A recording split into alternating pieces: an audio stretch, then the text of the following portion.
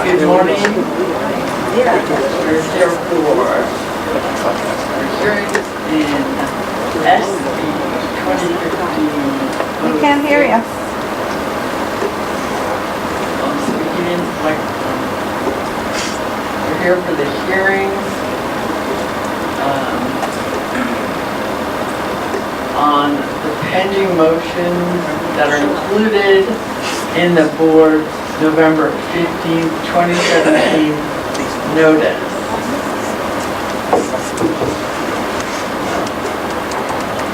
First, could the parties all introduce themselves for the record? Good morning. Good morning, Chairman. Karen and Board Member Coy. On behalf of Invenergy, Alan Shore, with me from our firm, Adler, Pollock and Sheehan. On my right, Nicole Birdie, Elizabeth Noonan, Richard Beretta, and John Nyland, Project Development from Invenergy. Greg Mancini from Around Building Trees. Can't hear you. We have to have people speak into the microphones because if you don't, you can't be heard on the other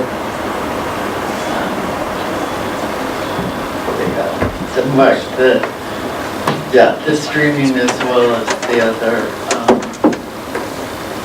Sorry about that, Madam Chair.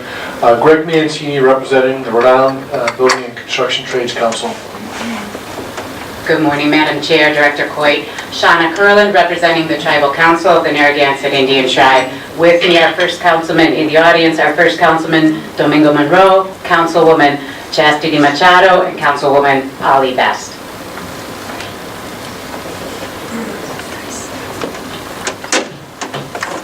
Peter Ruggiero, Madam Chair, and David Petrarca for the town of Charlestown. Good morning. Andrew Marcaccio on behalf of the Office of Energy Resources. Here with me is Deputy Commissioner Nicholas Ucci. Thank you. Good morning, Mike McElroy for the town of Charleston. Wow, for the town of Barberville. I did not get hired by Charleston. They've been very ably represented. Jerry Elmer for Conservation Law Foundation. With me at council table, also for CLF, is Max Green.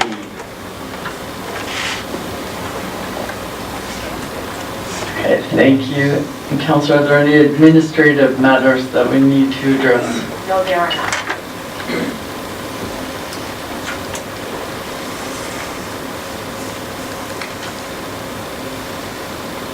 We have 4 motions before us today. They're listed in the notice for this hearing in chronological order, and I propose that we will address them as well in chronological order. The first is the October 20th, 2017 motion for intervention filed by the purported Tribal Council of the Narragansett Indian Tribe by its attorney, Shana Kurland. On October 23rd, the town of Burrillville filed a response supporting the motion for intervention. Also on October 23rd, the applicant Invenergy filed an objection to the motion for intervention. And on November 1st or 2nd, 2017, applicant Invenergy filed a supplement to its October 23rd objection to the October 20th motion for intervention. We've also received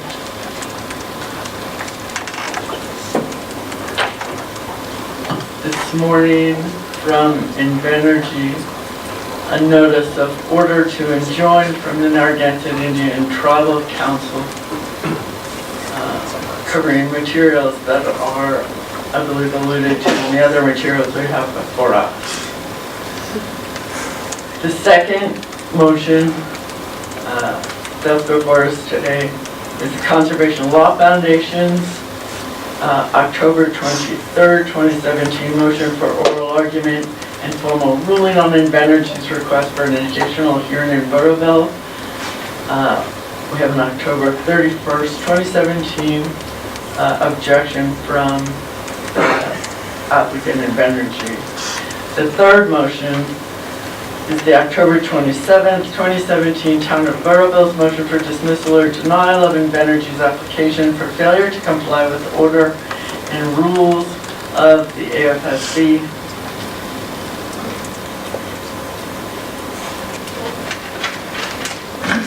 We have an October 31st response from Conservation Law Foundation to that motion to dismiss.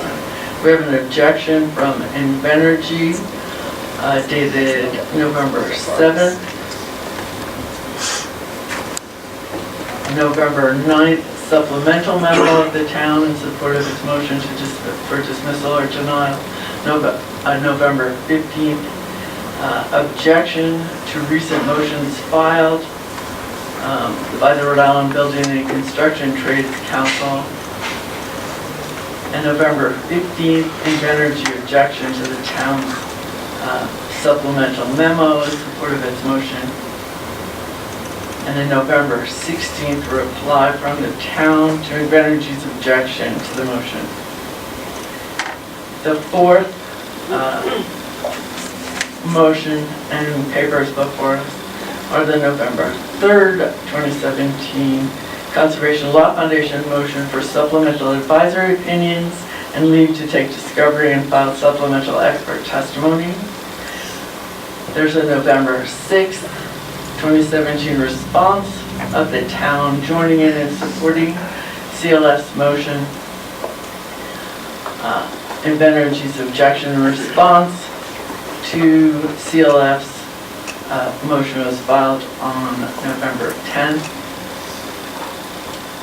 We have a November 14th reply of CLF to Invenergy's objection to the motion.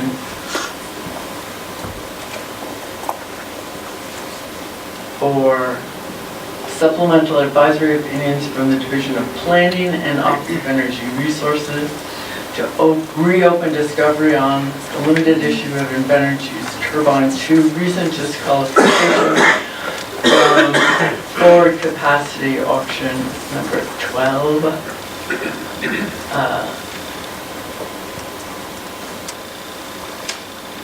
That all parties be given the right to submit additional expert witness testimony on the limited issue of Invenergy's Turbine 2 disqualification from forward capacity auction 12, and that the board hire its own independent energy market financial analyst to advise the board on consequences of disqualification of Turbine 2, including the ability to obtain project financing for Turbine 1.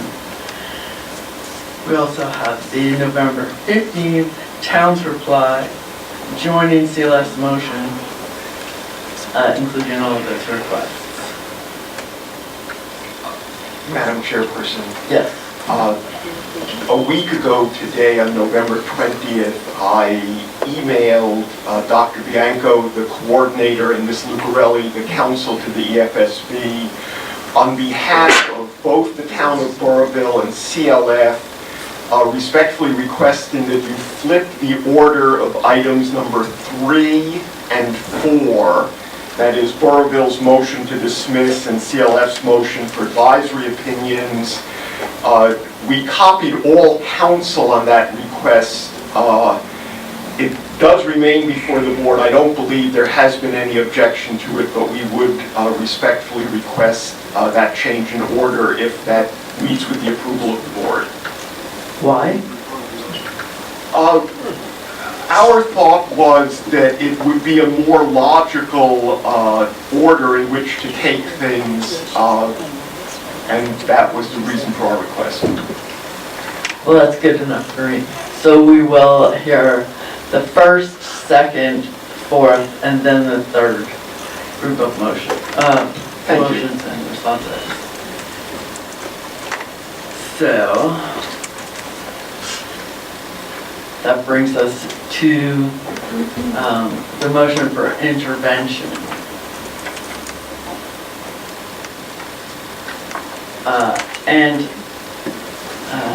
I I would ask that the parties please address why we should even consider this motion, given, as was acknowledged in the motion, that there's an ongoing present dispute within the tribe as to the representation of the elected leadership of the tribe, and that the contract to supply water was signed by two individuals,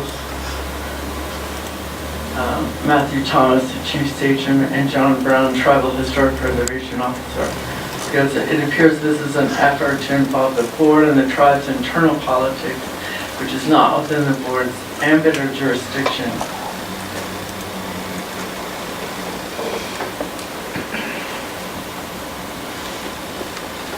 Ms. Coe. May I address that, Madam Chair? First of all, I think... Microphone, please. Thank you. First,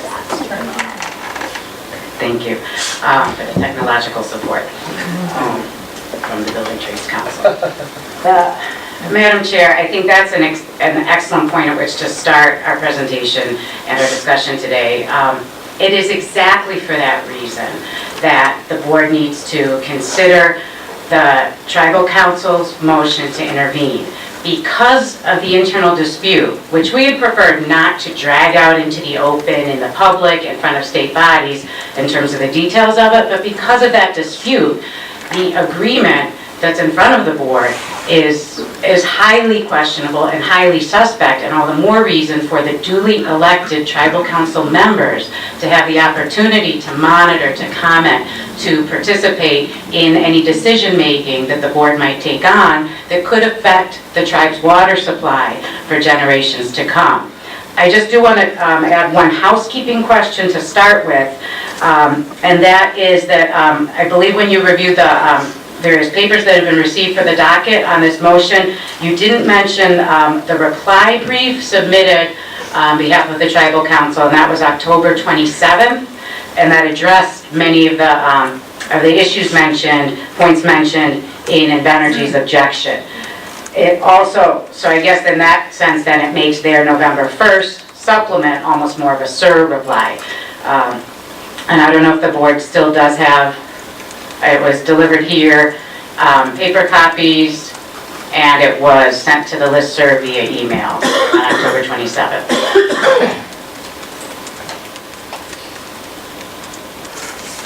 You do have that? Yes, I do. Okay. So there's two main issues in terms of why the purported restraining order and injunction is exactly illustrative of why the board should consider the Tribal Council's motion to intervene. One is, in terms of the contested leadership, the fact that this Tribal Council was elected in July 2016, that at no point was that election overturned, there were no complaints filed to the election committee, and again, this is all sort of according to the constitution of the tribe and internal process. There were no complaints filed to the election committee. There was any other individuals who have been since identified as Tribal Council members were not elected. They were in fact appointed.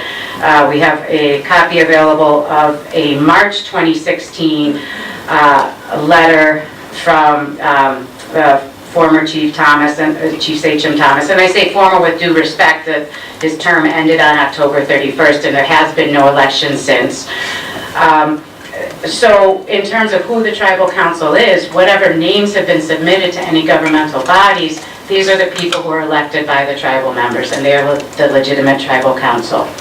The second issue, just directly addressing the board's question in terms of this purported injunction, is that the tribal court, were it to actually exist and be functional, would certainly have authority over tribal members, over many issues, and it would certainly have my respect, and I must hope of many, many people. However, that is not a duly constituted tribal court. It was disbanded. Again, there's more detail particularly in the reply brief, because we had hoped to avoid any in-depth public discussion of it. But the tribal court was disbanded. Even in 2013, there's an affidavit which we submitted as an addendum, or I'm sorry, as an exhibit in our reply that was signed by former Chief Sachem Matthew Thomas that states very clearly that the court was, has been, and I'm looking at item number 6, point number 6 on that affidavit, has been suspended in 2013 by action, the tribal assembly and the tribal government. And it has only been, and he also indicated that there was only one issue with, upon which it had authority, a singular and unrelated issue, which in fact is something that's brought up in Invenergy's responses. So given the questionable status of the tribal court and any orders that it may give, that doesn't undermine the duly elected authority, in fact the obligation of the tribal council members to represent the interests of the tribe, the interests of their community, of the generations to come, and to protect their water. And I can pause there if you wanted to just address this issue first before jumping into the substance of our motion to intervene. Or I can continue with the board's option. You can continue. Okay. All right, so and some of the points I've covered already. What we are asking the board to do today is actually very simple. Invenergy wants to buy the Narragansett tribe's water to make this project functional. The tribal council, which is elected and according to the Constitution obligated to act as an executive body and protect the interests of the tribe, does not want them to without at minimum knowing more about what this proposal is. So what we're asking you to do is to let the tribal council intervene in order to protect the water. We did mention in the motion that we would be amenable, should the board so choose, to a limited intervention, similar to what the board granted for the town of Charlestown, to simply the issue of the water supply plan and to reserve our participation to that. And that's a very simple ask, really, to let the tribal council intervene to guard, safeguard their, and watch over their resources. Failing that, the only option we can see that would make sense would be to take the issue of the tribe's water off the table, to simply issue an order that that agreement is not appropriate and does not, and has too many questions attached to it and does not belong in Invenergy's proposal. So that part is simple. It's a yes or no, thumbs up, thumbs down, you have questions or you don't. The part, however, that's very complicated is exactly this issue of the internal political and governance struggle within the tribe. This is the mess that Invenergy and some individuals within the tribe have left on your doorstep. I've made a few references to it. This is basically an issue that over the last several years, these tribal council members and some other individual tribal members have taken a stance, a hard stance against corruption. They've been threatened for it with physical violence. They've been punished. There have been attempts made to discredit them, to call them dissenters, and I can't even recollect all the different adjectives that have been used. But they haven't been silenced, and that's why we're here today to consider this motion. They consider their duty still to be important enough to take on this pushback, these objections, these purported injunctions against them, and to ask this board to let them be a participant in the decisions around their water so that they can protect it. In terms of our arguments for intervention, again, very simple, very clear cut, directly affected. I won't review every point that's made in our motion and our reply, but clearly, if the tribe's water supply is potentially being sold, being offered, then yes, that's a very direct effect that it will have on the tribal members, on the generations to come. Not adequately represented by existing parties. As much as we appreciate that Charlestown is committed to protecting this sole source aquifer that's shared with the reservation, with the tribal lands. But their responsibility is to the residents of Charlestown, understandably, and that's a different obligation, different responsibility than the tribal council members have, which is to protect the tribe's interests. There's also another sort of odd twist to that I'll bring up later that makes it even less appropriate to ask Charlestown to take on the burden of representing everybody in the area. Now we can't, and in terms of whether or not the tribe would be bound by the board's decision, potentially yes. We can't actually speak to that as concretely as we'd like because unfortunately we haven't been able to see a copy of the plan. The tribal council members weren't able to see a copy of this, or rather the alleged agreement. As you know, it was redacted in the supplement to the water supply plan that was submitted to this board on September 28th. We did request a copy of it to be able to examine it from Invenergy through their council, and they refused to provide the tribal council members with a copy, although we did request it by phone, by email. So we can't critique any specifics that are within that agreement since we have not even seen it to be able to do so. But we can tell you that there has not been an approval by the tribal body, which would, under the traditions and the bylaws of the tribe, be required. In fact, the tribal council members, in addition to the rest of the tribal body, learned of this for the first time through the media.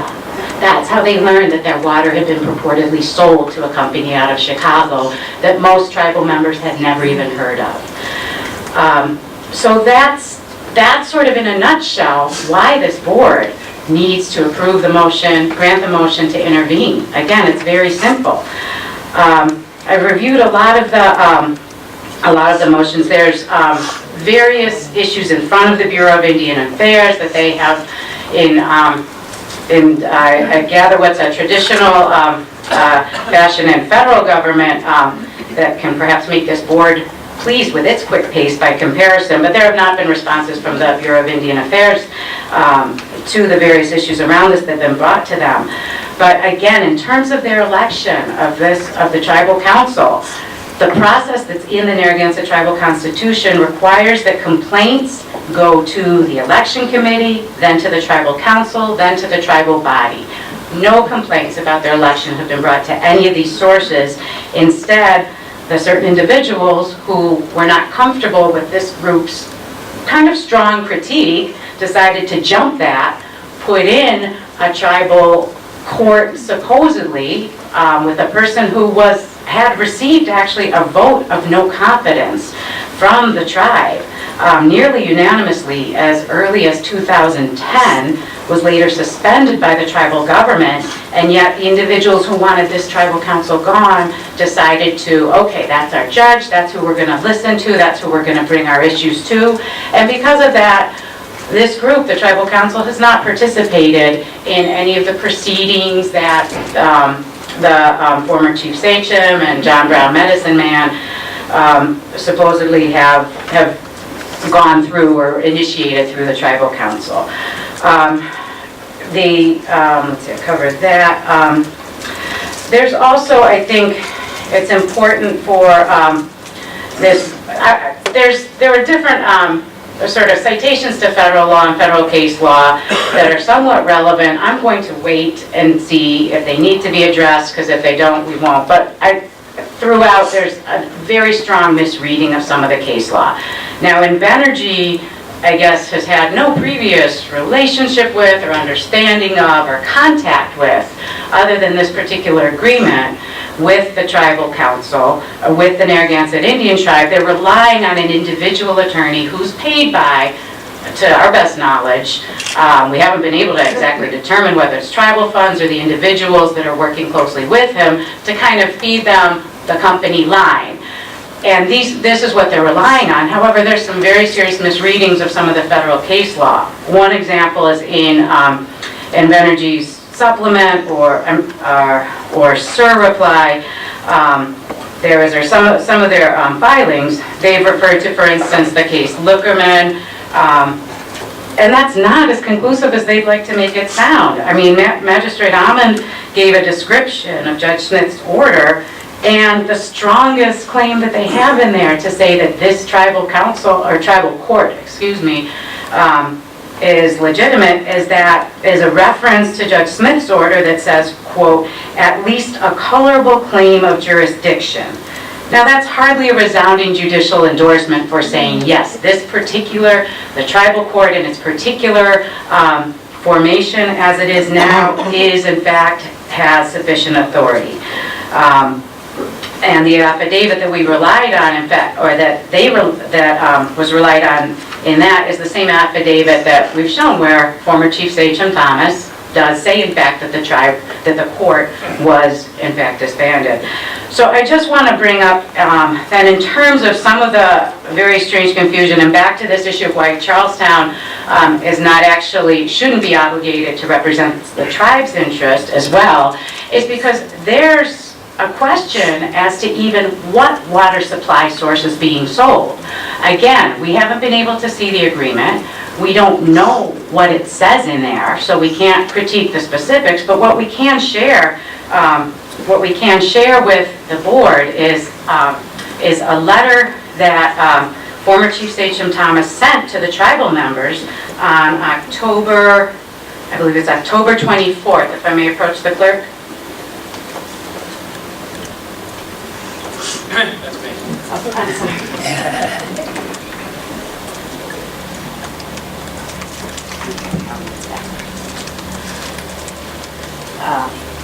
And as you can see, I'll just, I'm going to send it out. Do you have copies for the other? I wasn't able to make that many copies this morning, but I was planning I could send it out to the service list. In the meantime, if you'd like to see that. If you go down to the bottom of the first page, the last paragraph, and this is basically former Chief Sachem Thomas's explanation of the situation after most folks learned about it only through the media. He gives a little bit of a background. He talks about some property in Westerly called the Crandall Farm that was donated to the tribe some years ago, and sort of starts off discussing that. In the last paragraph, there is a sentence where he says, "I understand that when the water agreement received media attention, most people, if not all, immediately assumed that this initiative would take place on the tribe's reservation in Charlestown, Rhode Island. This is incorrect," and goes on to say the tribe should still consider putting wells on that property. However, and I'm on to the next page, the sole purpose at this time is to bring the Crandall Farm up to modern standards.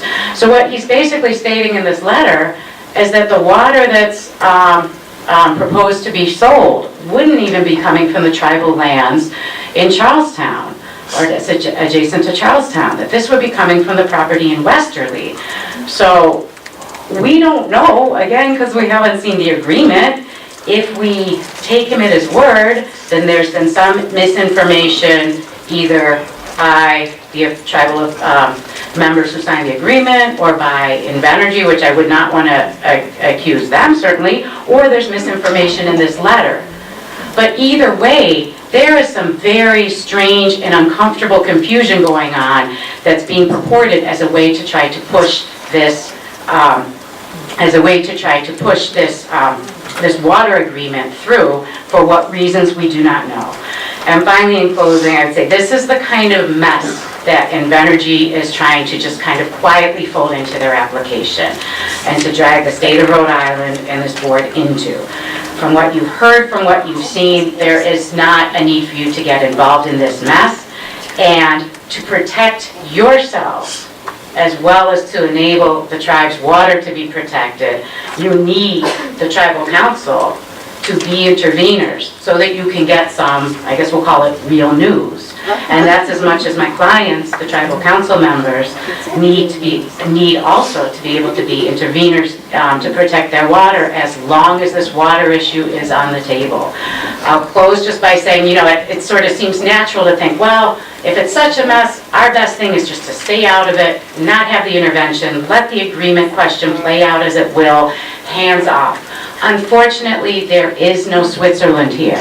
There is no way to remain neutral by leaving the people who are actually obligated and committed to representing the interests of the whole tribe, leaving them out and allowing this corporation, Invenergy, and some individuals within the tribe to strike some kind of secret and confusing deal.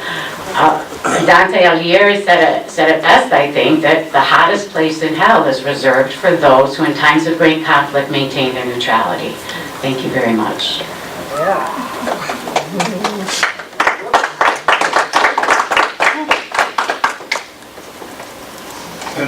Madam Chair, would it make sense to hear first from the town and CLF who also supported the motion, so that we could respond at the same time to all of the comments? Did CLF support the motion?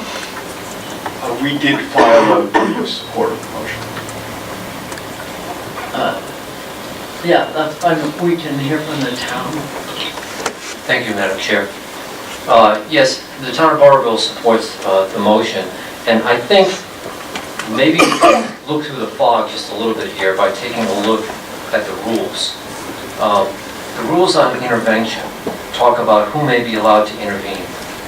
And Rule 1.10 says, quote, "Any person claiming an interest of such nature that intervention is appropriate may intervene."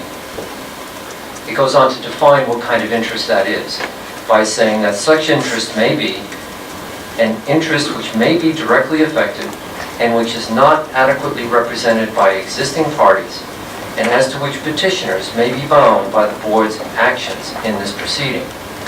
Also, any other interest of such nature that petitioner's participation may be in the public interest. Now, the bottom line is that the town of Barberville believes that this board does not need to get involved in internal tribal politics. This board does not need to determine whether or not the members that are petitioning to intervene, who no one has argued are not legitimate members of the Narragansett Indian tribe, that those members are not affected by this. In the same way, for example, that you have allowed in residents of the town of Barberville who are affected because they're on the truck route. And Barberville as a community is representing the entire community, but those residents are directly affected in a unique way. And so they've been allowed to participate as full party interveners because they meet the standard in the rule. And I believe that the individuals named in this motion, who are admittedly members of the tribe, are concerned about the tribe's water. And I believe that their concerns should be allowed to be heard in this matter. And therefore the town supports the Narragansett's motion to intervene. Thank you.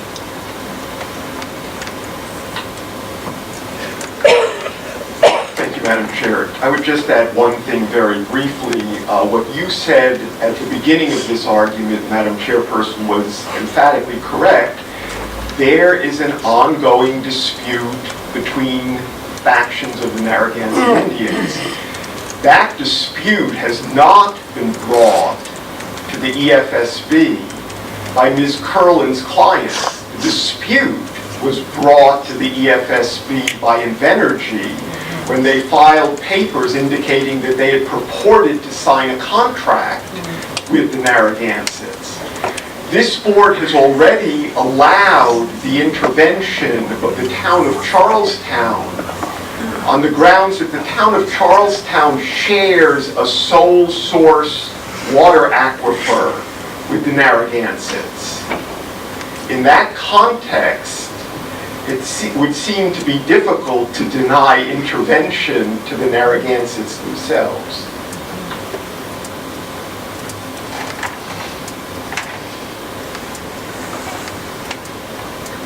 Thank you, Madam Chair.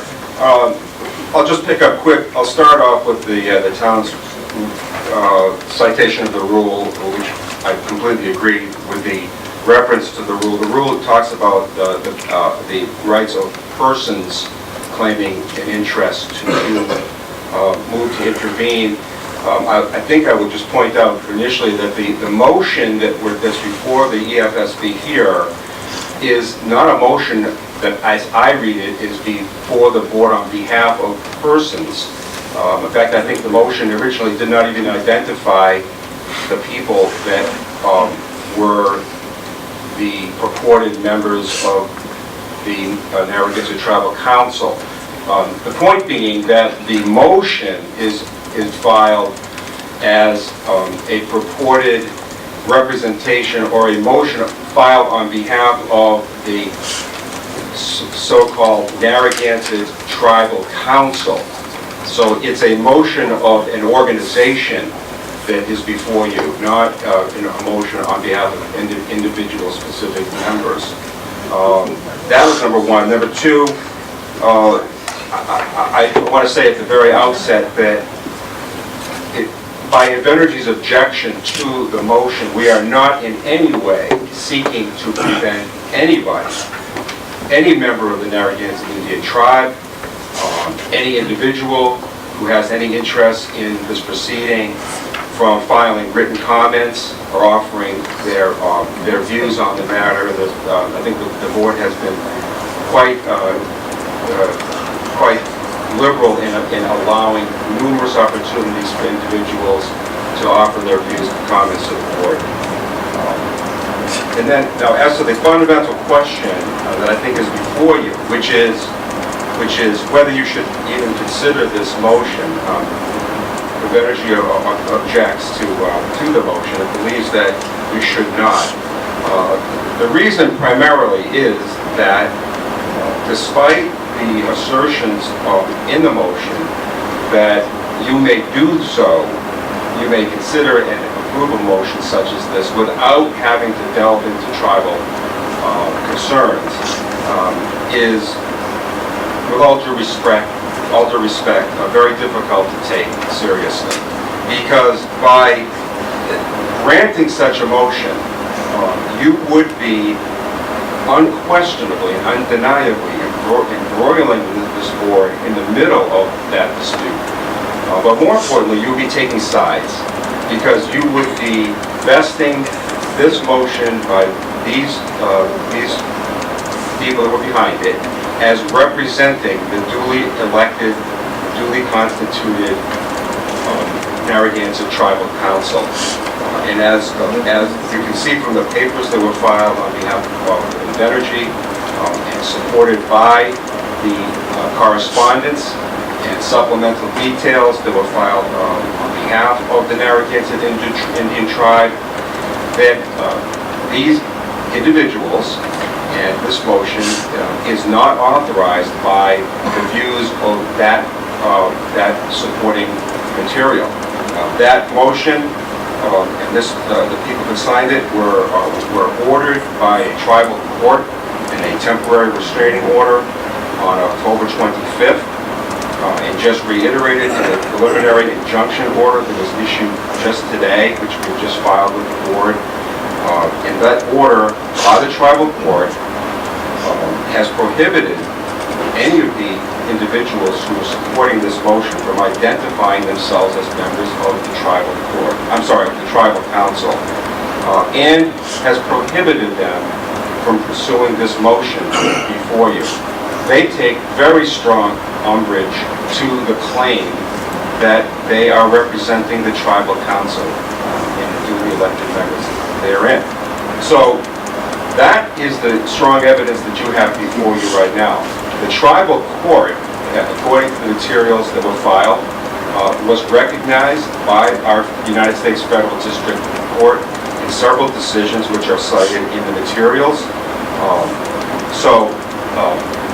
That court has been vested with the authority to especially deal with matters dealing with tribal governance, of which this is a central concern as to who's authorized to speak on behalf of the tribal council.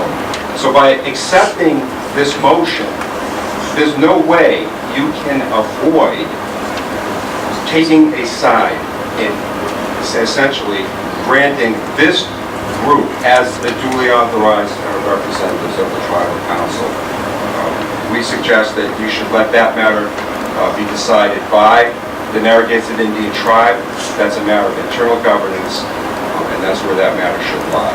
I should note that notices were sent to the attorney for the move-ants in this proceeding with regard to the temporary restraining order and the preliminary injunction hearings that were held.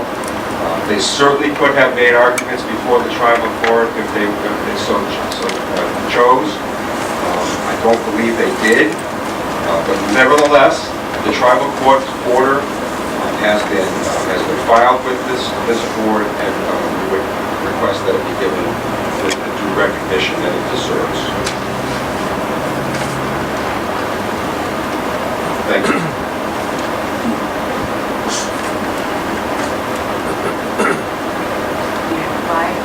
And I'll keep this very short. I'll keep this very short to reply.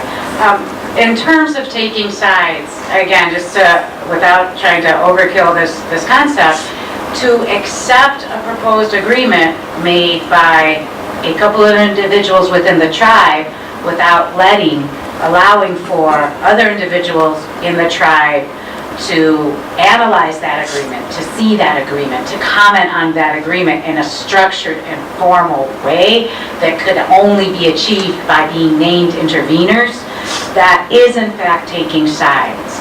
Either way, unfortunately, and we did not instigate this, my clients did not instigate this, but the minute that Invenergy made this agreement with the individuals, former Chief Sachem and Medicine Man John Brown, the minute they did, they eliminated the board's ability to be neutral and not take a side.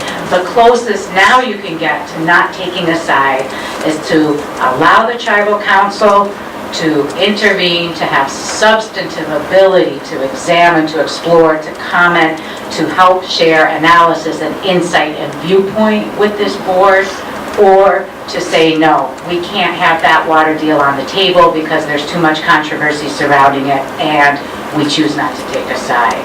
Thank you.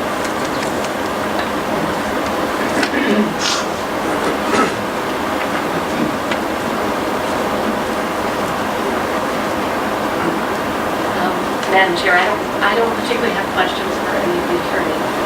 Do you want to add otherwise? No, I don't think I have any questions.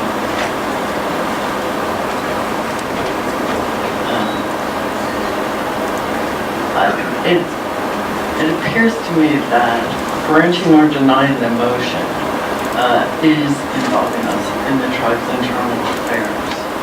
I don't think that we should get involved in the internal politics of the tribe. We're not qualified to rule on the questions of tribal law. Perhaps we shouldn't have even entertained any of the arguments made by the proponent, because we have heard, I think, way more than we should, given that there's a signed contract between Invenergy and the Chief Sachem and Tribal Historic Preservation Officer. I think we should take that at face value and avoid getting involved in the tribe's internal conflict.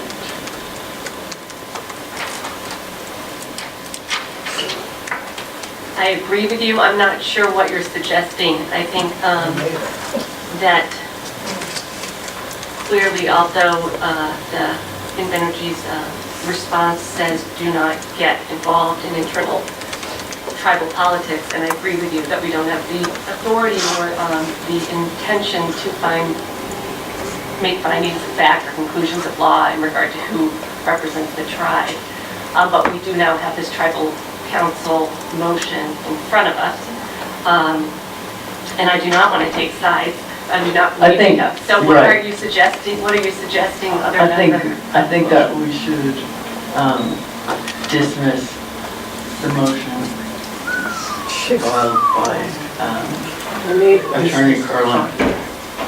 So that I would move that we dismiss the motion, relying on the fact that we have in the record the signed contract between Invenergy and two members of the tribe. I think that whatever else is involved is tribal politics that we shouldn't be involved with. Don't do it, Janet. So I move to dismiss. With all due respect, Madam Chair, to assess that contract, as you said, I'm with two sorry, we members of the were arguing, and now we were deliberating and we're ruling on the matters before us. But I think just to point out that you're equally unqualified to assess whether that's a valid contract or not, signed by the two people it's signed by.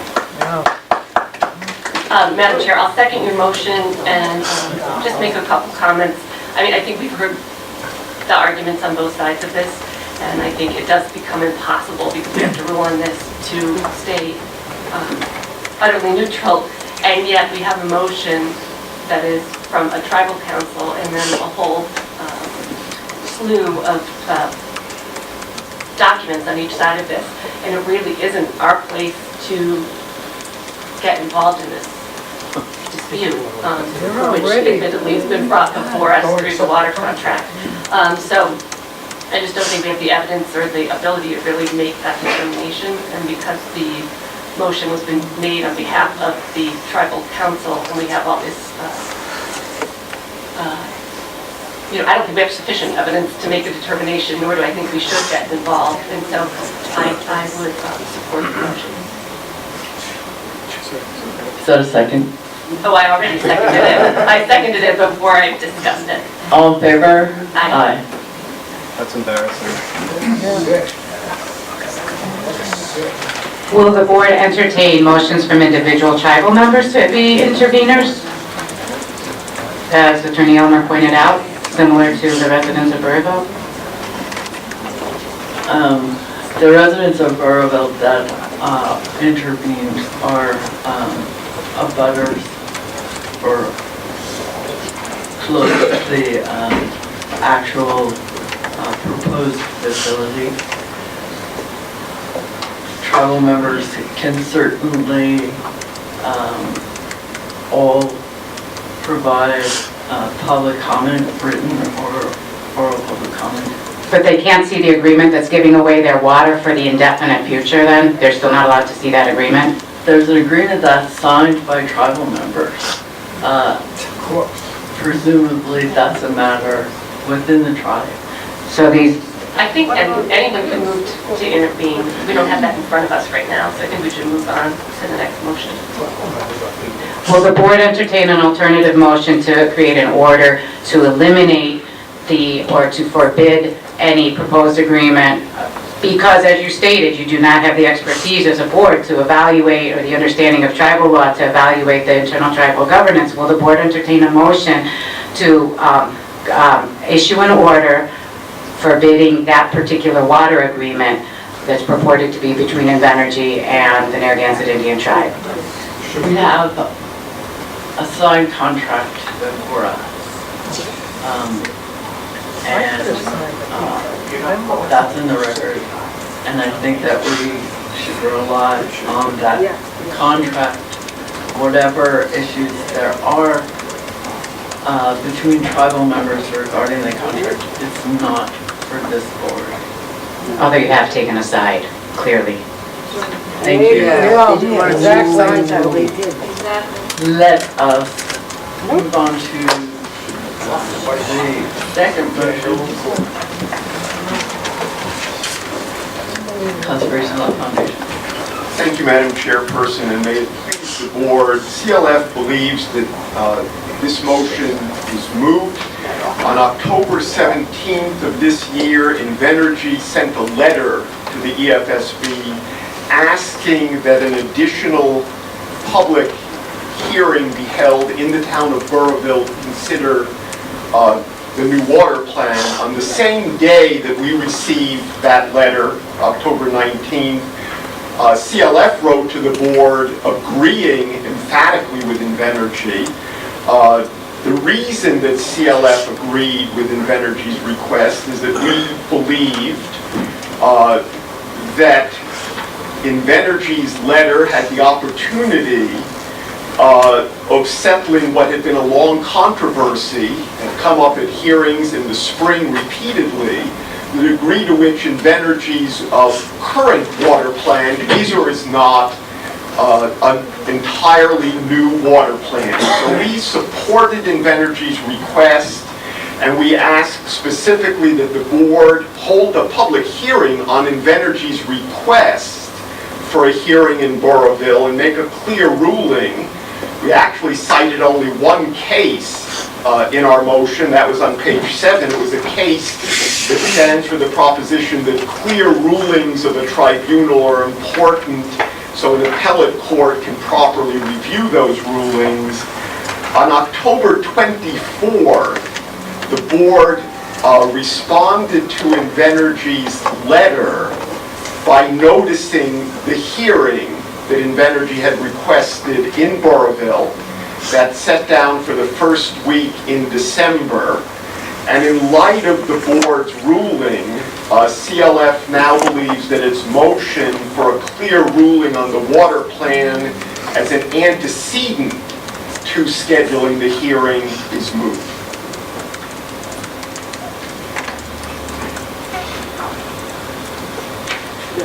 Because you deem it moot, are you withdrawing the motion?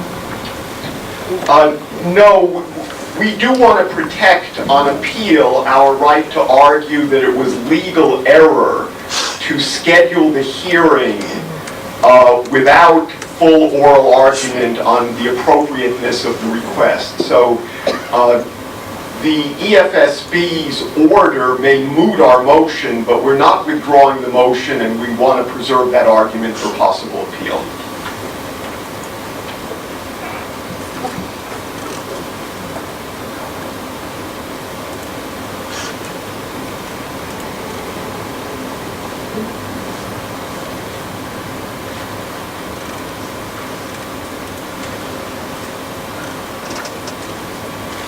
If it helps the board, I would be glad to make an offer of proof as to what we would have said had such a hearing been permitted by the board. Okay.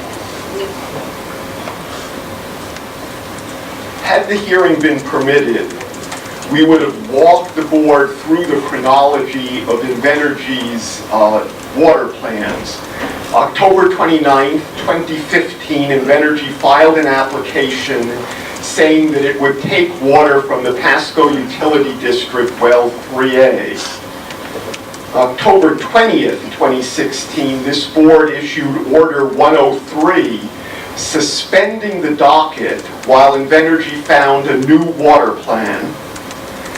On January 11th, 2017, Invenergy filed a new water plan which provided that Johnston would provide water and Invenergy would truck water. Under the January 11, 2017 plan, Invenergy was to be the trucker of water from Johnston, and Ben Water was cited as a contingent backup trucker only. On September 28th of this year, Invenergy filed what it said was a small amendment to the existing plan. But under the September 28th plan, Ben Water became the sole and only trucker of water for Invenergy's power plant. Invenergy was no longer going to truck water. Ben was now the only trucker for the water. On October 19th, Invenergy asked the board for an additional water hearing in Burrillville. We believed at the time that such a hearing was absolutely necessary because there was in fact a new water plan, and there would be a jurisdictional issue going ahead to a final hearing without having had the statutorily required open meeting in Burrillville. So we supported Invenergy's request for another hearing in Burrillville. We thought it was required. But at the same time, we pointed out in our papers that this request by Invenergy directly contradicted the argument of Invenergy's own counsel in the EFSB at repeated hearings throughout the course of 2017, saying, no, it's not a new water plan, it's a slight change to the original water plan. And what CLF wanted to say to the board, had we been allowed to, is that we need clarity on the record. We need to know whether the September 28th plan that replaces Invenergy as the trucker of water and makes Ben the only trucker of water, whether that is a new plan or the original plan. And our argument, as in the case that we cited, was that that sort of clarity is required for any tribunal in order to create a clear record when the case is later appealed. That is what CLF would have argued had we been given the opportunity. And just to be clear, we were supporting Invenergy's request for the hearing. We merely wanted a clear ruling as to whether or not that was required, and if so, whether it was required because there was a new water plan before the board. But how does it make sense to have a hearing and formal ruling on what was simply a request that the board dealt with by scheduling a meeting where there was no objection to the request? There was pending no objection, but there was pending a request for a formal ruling. And the reason we asked for the ruling was that consistently we had comments from Invenergy's lawyers such as, quote, "I think in response to CLF's arguments, this is not, underline not, a different power plant project you're facing. This is the same power plant. Yes, there's been a change to the water supply component, but the project otherwise is relatively conceptually the same. The issue of the degree to which Invenergy's proposal has morphed and changed in material ways, I think is an essential one for the EFSB to address. Our motion was not opposing the scheduling of the December hearing in Burrillville. Our motion merely said, please tell us, is this required? And if so, is it required because this is a materially new water plan that has just been submitted for the first time on September 28th? That's all we asked.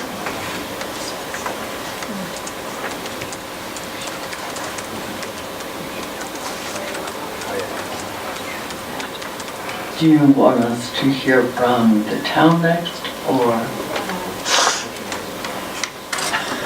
It's my understanding the town didn't file anything in this matter.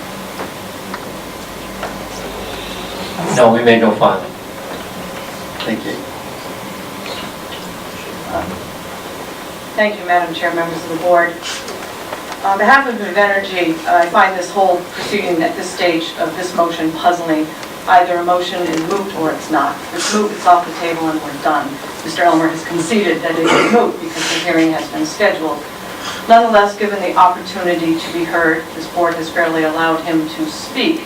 And I think what he has presented to you is an attempt, far-flung attempt by CLF to create appellate issues on appeal. And they're trying to set this board up and all the other people participating in this hearing for appellate issues. The heart of their motion for oral argument and formal ruling on Invenergy's request for an additional hearing in Burrillville is the means to do this. As you noted before, they have not raised any objection, and what they're trying to do instead is create this issue that there was a material change to Invenergy's application by the water plan, and therefore I think what you're going to hear later in the day is that this is a whole new application that needs to be started from the get-go. By creating this wholly made-up standard of material change, they're attempting to set you up down this path of an appellate review. If you look at Rhode Island General Laws, Section 4298, 9.1, this is the section regarding public notice and hearing on construction projects in cities and towns affected. When we were here last time and the town of Charleston was granted intervention status, this board ordered that a public hearing be held in Charlestown. This is consistent with this section 42-98-9.1, that a presentation be held. In light of the fact that that presentation was being held in Charlestown, Invenergy did ask to have the same hearing and presentation done in Burrville. Again, no one objected to it at all. What CLF now has done two things in this motion. One is to attempt to create this argument that it is a material change. That's set forth on page 8 of its motion, where they do cite, page 8 and 9, where they do cite additional case law in there, basically arguing notice and opportunity to be heard is central to due process. They're somehow arguing that they're not being afforded due process. I'm a little baffled by it, but that is clear that they're doing. What they're also attempting to do, and Mr. Elmer did not mention it, again, this motion is now moot by his own admission. On page 8, he makes a note that if this new water plant is a material change in the Invenergy application, then respectfully CLF requests reconsideration of the denial of its earlier motions for dismissal and for additional advisory opinions. He's trying to go back and reassert arguments that were raised and rejected back in the spring of this year, and that should not be allowed. Mr. Elmer and CLF knows how to ask for advisory opinions. As a matter of fact, that's going to be arguments heard later on. This is sort of a backdoor attempt, again, to say that this is a material change to Invenergy's application, and that additional advisory opinions are needed. It should be rejected on all the grounds that merely Invenergy's request to have a public hearing that has now been noticed by the board in December is just another opportunity to present to the town and to allow the town to have its public comment, as it has done, I believe, 5 or 6 times in the past. So to make it very clear, this motion is moved by his own admission. Nothing should be read from it at all. It should come off the table. His arguments that he's made, we disagree with, not only in our papers, but what I've said today. These arguments have been raised before, they've been rejected, they're admitted that they're moot, and I think this is really a non-issue.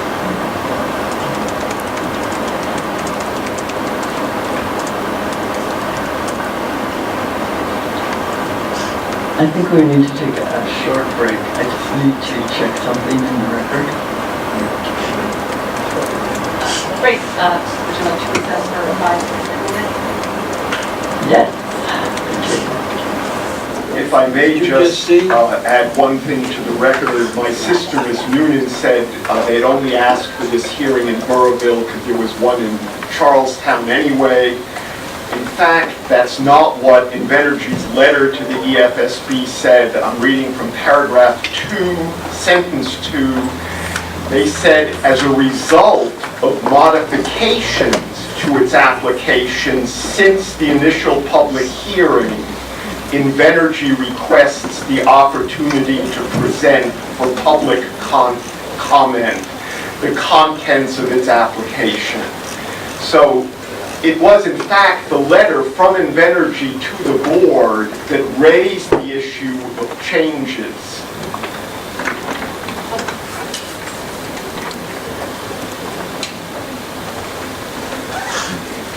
Well, but I don't think anyone disputes the fact that certainly a modification of the water plant, and it would be appropriate to have another official public comment hearing in the town, given the modification to discuss the new water plant.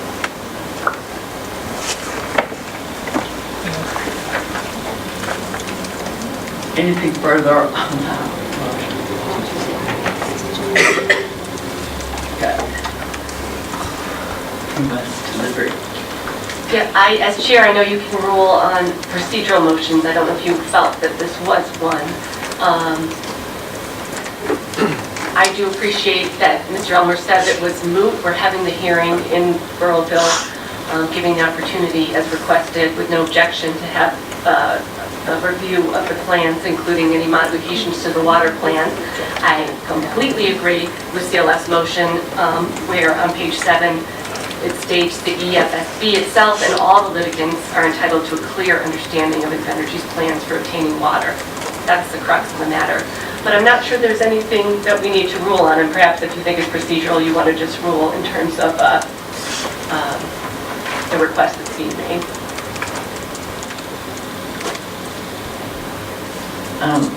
I agree that I don't think that there is anything in this motion for us to rule on. There was a request from the applicant to have another public comment hearing. There is nothing that requires a finding that there has been a substantial change in the application, that's the only way we could hold another public hearing. Counsel for the proponent has acknowledged that the motion is moot. Even without that acknowledgement, I don't think there's anything there to rule on.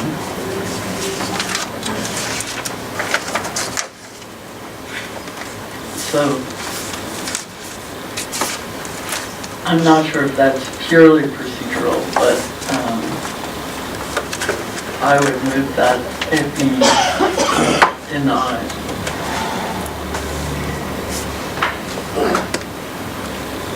I will second that for the reasons that I stated earlier.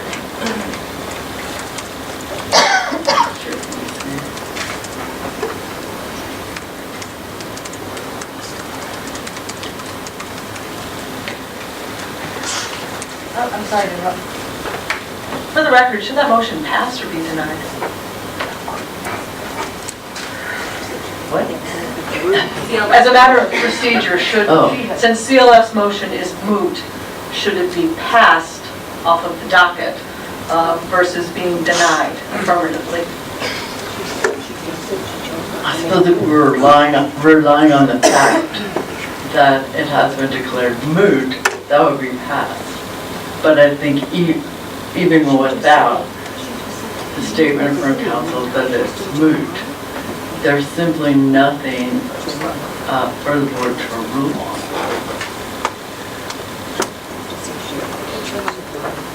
So in terms of it, and again, as I stated, you might consider this procedural. If it's moot and you don't feel we should rule on it, do you want to withdraw your motion to deny and just pass it or set it aside, or do you want to, how do you feel like it's a bit inconsistent if it's moot? Counsel,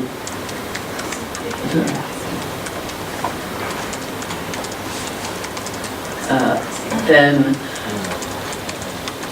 we'll pass. I think technically you would need to withdraw your motion, which I... All right, and I'll withdraw the motion. And I'll withdraw my second. Okay. Thank you. I think that concludes the second. That brings us to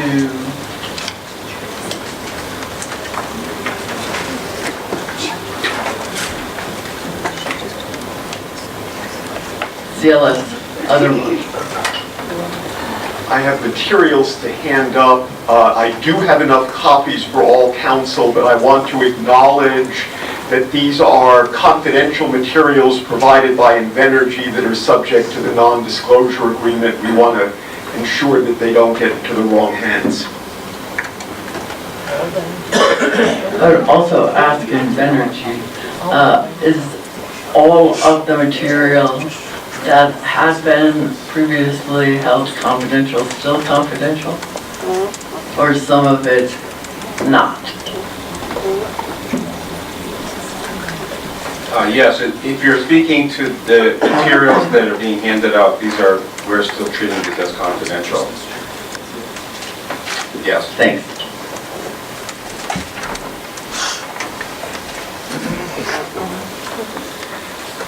Thank you, Madam Chairperson, and may it please the board.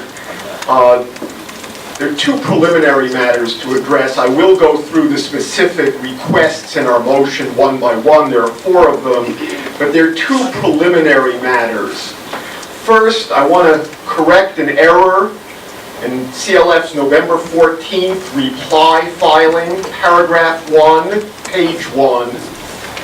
We cite the ISO tariff in that first paragraph, section 3.13, point 1, point 1, point 2, point 8, for the proposition that Invenergy had actual notice of its disqualification from forward capacity auction 12 no later than October 1st of this year.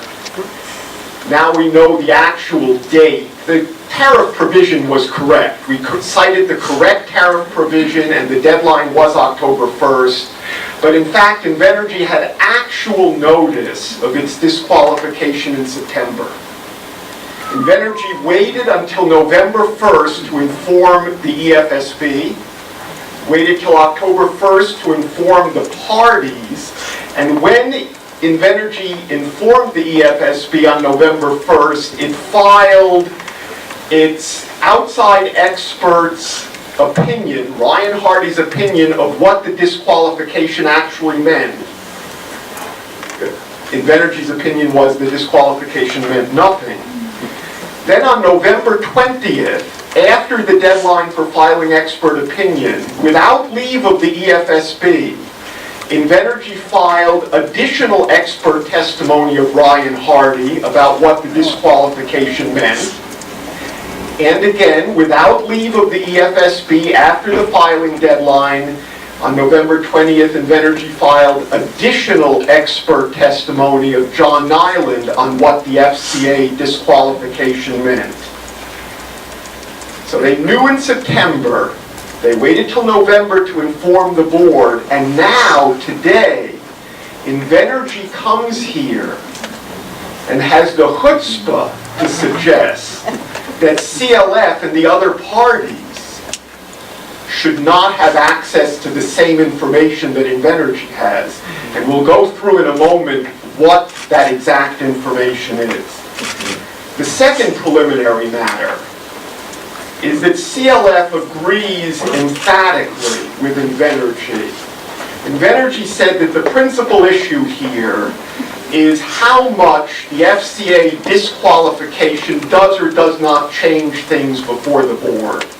And CLF agrees so much with Invenergy that that's the central issue, that on page 2 of our supplemental filing, we include a block quote from Invenergy's memorandum of an entire paragraph because we agree with what Invenergy said. That paragraph, written by Invenergy, starts, quote, CLF's hyperbole notwithstanding, the ISO New England's recent determination does not, emphasis on does not was in the original, change the fundamental basis of Invenergy's entire application. Let's look at the ways in which the disqualification does change the application. On October 29th, 2015, when this application was filed, Invenergy had 2 turbines totaling 997 megawatts that were qualified to participate in the ISO's forward capacity auction. As we sit here today, turbine 2 has been completely disqualified from participating in the next FCA. And turbine 1 is a non-commercial resource under the ISO's tariff. And in fact, the ISO tariff section 3.13.3.4C for Charles will soon allow the ISO to involuntarily terminate Invenergy's CSO on turbine 1. This is a crucial matter that we addressed in our November 14th filing. In the paragraph that straddles the bottom of page 2 and the top of page 3, we said, quote, although the matter is not clear due to Invenergy's failure to provide the relevant documents to the EFSB and to the parties, it appears that the ISO tariff section 3.13.3.4C allows the ISO to involuntarily terminate Invenergy's 485 megawatt capacity supply obligation, CSO, for turbine 1 in the relatively near future if turbine 1 is forced to sell out of its CSO in a second annual reconfiguration auction, ARA. This eventuality... What do you mean by one in the relatively near future? This coming spring. The ARA is scheduled for March, April. The results of the last annual ARA were released in May of 2017. That's when we learned that Invenergy had sold out of its CSO for the first capacity commitment period. What we said in our brief, because we did not want to be misunderstood, we wanted to be clear what the eventuality was. We said, quote, this eventuality, Invenergy's forced sale of its 485 megawatt CSO in the next ARA, now appears a virtual certainty. A week ago today, in Mr. Nyland's filing, he confirmed that that's exactly right. Page 3, lines 15 to 16, Mr. Nyland says, quote, Invenergy will work toward the new date for commercial operation by June 1st, 2021, not 2020. And it is worth noting that what the... I'm sorry, where is that again? That is in John Nyland's supplemental expert testimony filed November 20th, page 3, lines 15 to 16. It is worth noting, though, that in effect he contradicts himself on page 5. Starting at lines 19, he's asked, is this a virtual certainty? Do you agree with CLF's statement? And Mr. Nyland says, answer starting at line 25 on page 5, no. ISO New England has the right to terminate, but not the obligation to terminate. Thus, it is not a virtual certainty. I note in passing that the provisions of the ISO tariff that we cited correctly in our brief, that ISO would have the option of terminating the CSO on turbine 1 involuntarily. We cited that correctly, as did, incidentally, Alex Kuffner in the Providence Journal on Saturday. He understood it and got it right, that ISO would have the ability to terminate the CSO on turbine 1 involuntarily, but apparently Invenergy misunderstood that. So the first big change is that when this application was filed, Invenergy had 2 turbines qualified for 997 megawatts to participate in the auction. Today, 1 turbine has been disqualified, and the other that cleared in FCA 10 could be involuntarily thrown out. The second thing that's changed is Invenergy's compliance with the ISO's critical path scheduling milestones for even participating in the auction. In order for turbine 2 to to re-qualify to participate in FCA 13 or 14 or 15, Invenergy would have to resubmit a, quote, new capacity show of interest form, unquote, according to the ISO tariff section 3.13.1.1.2.1. Invenergy would have to submit an entire new qualification package. That's the tariff section 3.13.1.1.2.2. And most importantly, Invenergy would have to satisfy all of those critical path schedules, CPS milestones, that led to their getting thrown out of FCA 12.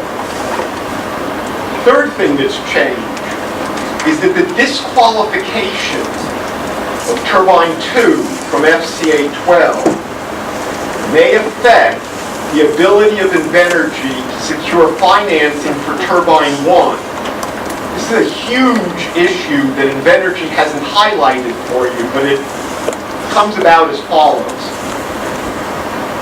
Invenergy's currently pending interconnection study with the ISO under Schedule 22 of the tariff provides for a study of the interconnection of 2 turbines totaling 997 megawatts.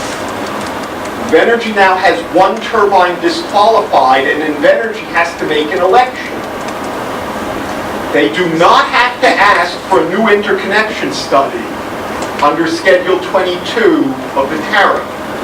But if they don't do a new interconnection study for 485 megawatts, the ISO will not interconnect a single turbine, because the only interconnection study that's been done is 997 megawatts. 1 turbine will not be interconnected. If they do ask for a new interconnection study, ISO will give them one, but the study won't be done in time for June 1st, 2021. Invenergy's election, they need to decide what they're going to do, but it is clearly a new situation that Invenergy is in. So we have 4 requests before the board. The first is additional discovery to figure out what's going on here. Invenergy opposes additional discovery because Invenergy says, and I quote, Invenergy has provided CLF in the town as well as the parties in the proceeding with all the relevant data and PA analysis, that's their expert, required as a result of the ISO's determination, unquote. There are 2 things wrong with that. One is Invenergy is saying, we've already told you our opinion. And our opinion is it doesn't matter, so why would you need discovery? The other problem is that Invenergy says we've given you all the data. And that is untrue. Look at the confidential document I handed up. This is the September ISO QDN, Qualification Determination Notification, from the ISO to Invenergy. I'm not going to give you any confidential information, but look at the top left-hand corner of page 2. It says page 2 of 5. We didn't get 5 pages, we got 3 pages. Look at the top of page 3, top left-hand corner, page 3 of 5. We didn't get the rest of the document. Look at footnote 2 on page 1. There's a reference to an appendix. We didn't get the appendix. Invenergy has told this board that we got all the relevant data. That is not true. We don't have all the relevant data. We would like to have the relevant data. I've already prepared our discovery requests if Invenergy or the board wants to see it. If they are very, very short, very, very direct. But I do want the board to know that our ability to get discovery does rise in CLF's view to constitutional dimensions. In our original filing on November 3rd, where we asked for this discovery, we cite on page 2 the leading procedural due process case, Mullane versus Central Hanover Bank. CLF is very much aware, acutely aware of the jurisprudence of the Rhode Island Supreme Court on the raise or waive rule.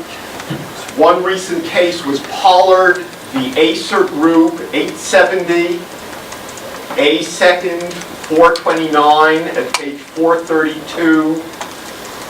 Quote, "One of our most settled doctrines in this jurisdiction is that a matter not raised before the trial court may not be raised for the first time on appeal." We're raising this here in the EFSB. There are documents, there's discovery that's needed that has been withheld. We would like to have time to pound the discovery. As I say, it's not a secret. I've got a CLF's discovery, not Burrowville's. Be happy to hand it up and show everybody the short, simple, direct things we're asking. Second, we're asking for supplemental advisory opinions only from two agencies, OER and the Department of Planning. Those are the two agencies that Invenergy identified in its letter to the EFSB, page 1, paragraph 3, as the two Rhode Island governmental agencies that may have their advisory opinions affected or changed by the new information. Invenergy opposes our requests for two reasons. One is CLF is, quote, merely repeating the same arguments made on essentially the same material facts that existed before, unquote. Invenergy's November 8th objection at pages 5 to 6. There's nothing new here, Invenergy is saying. Nothing has changed. This is just an old tactic of asking for new advisory opinions. No. Mr. Nyland identified two governmental agencies in his letter, OER and the Division of Planning. Those are the agencies that we're asking for. And of course, as our previous motion indicated, we're seeking an advisory opinion from DEM on the water request for the contract that affects Charlestown and the Narragansett Indians. Invenergy gave a second reason for opposing these advisory opinions. Invenergy argued that supplemental advisory opinions are not needed because Invenergy has already told the EFSB that Invenergy's, quote, own findings remain unchanged. We don't need advisory opinions because Invenergy's opinion has not changed. They say that in their objection on page 6, and that was a direct quote. So we're asking for supplemental advisory opinions from the agencies that Invenergy identified as being affected. Third, we're asking for leave to file additional expert testimony about the meaning of the new situation. I do point out that there was no objection from Invenergy to that, and that Invenergy took the liberty of filing additional expert testimony without leave of the board. However, in order for this exercise to be at all meaningful, we need to have time before the commencement of the final hearing. We need to, A, get the discovery materials from Invenergy that have been withheld from us. B, we need to get those materials to our expert. And C, we need to get that expert opinion. We're prepared to serve our discovery today.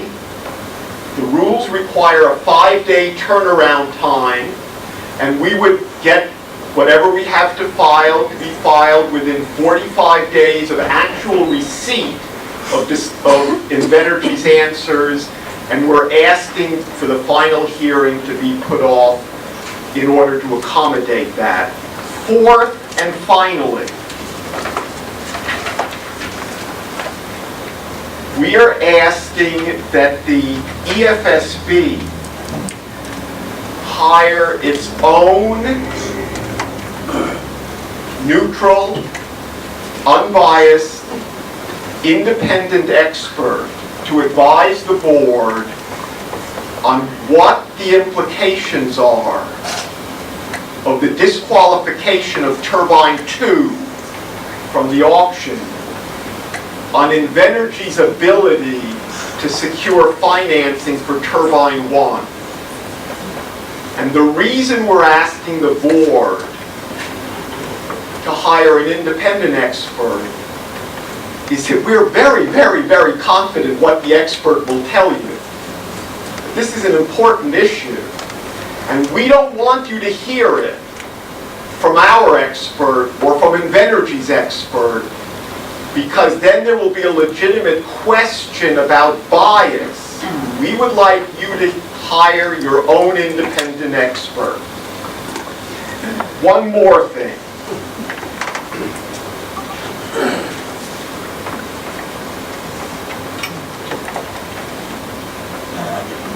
On the matter of timing, I want to make clear that a 45-day delay in the start of the final hearing,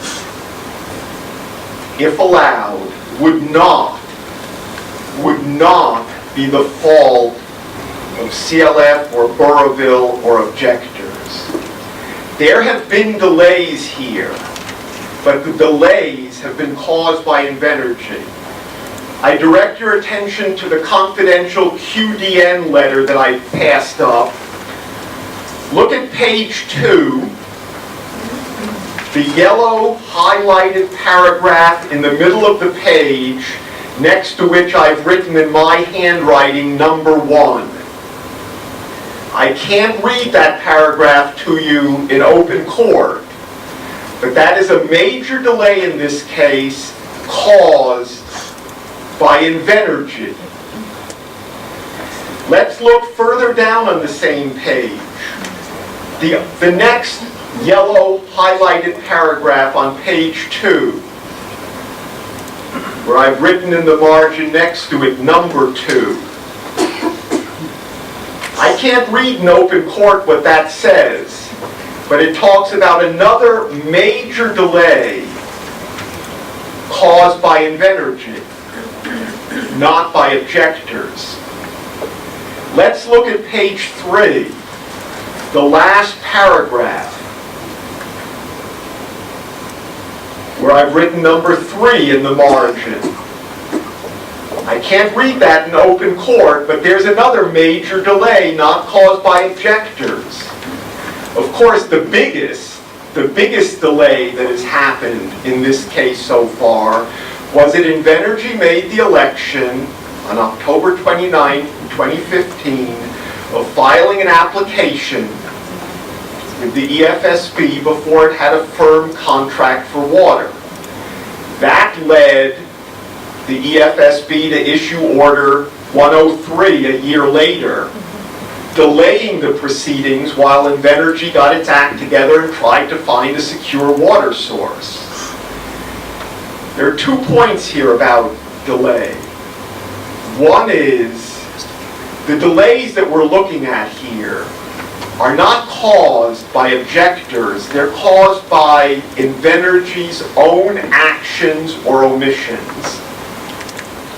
That means that there's no estoppel issue, but maybe more importantly, it also means that there's no issue of prejudice.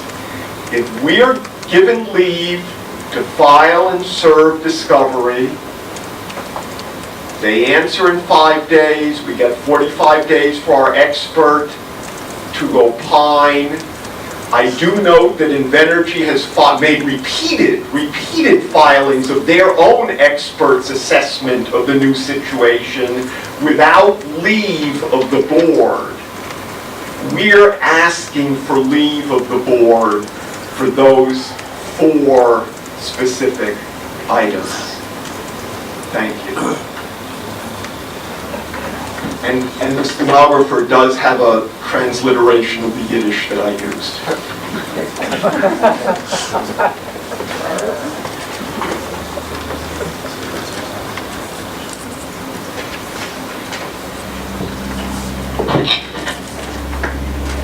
I think that, I'm just questioning whether the town joined the objection. I recall that they did. Yeah, yes, we did. My recollection is correct. We did.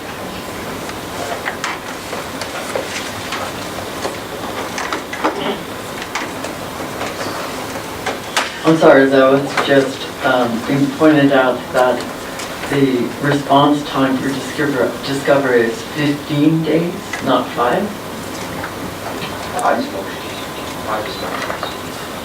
I apologize, I sit corrected.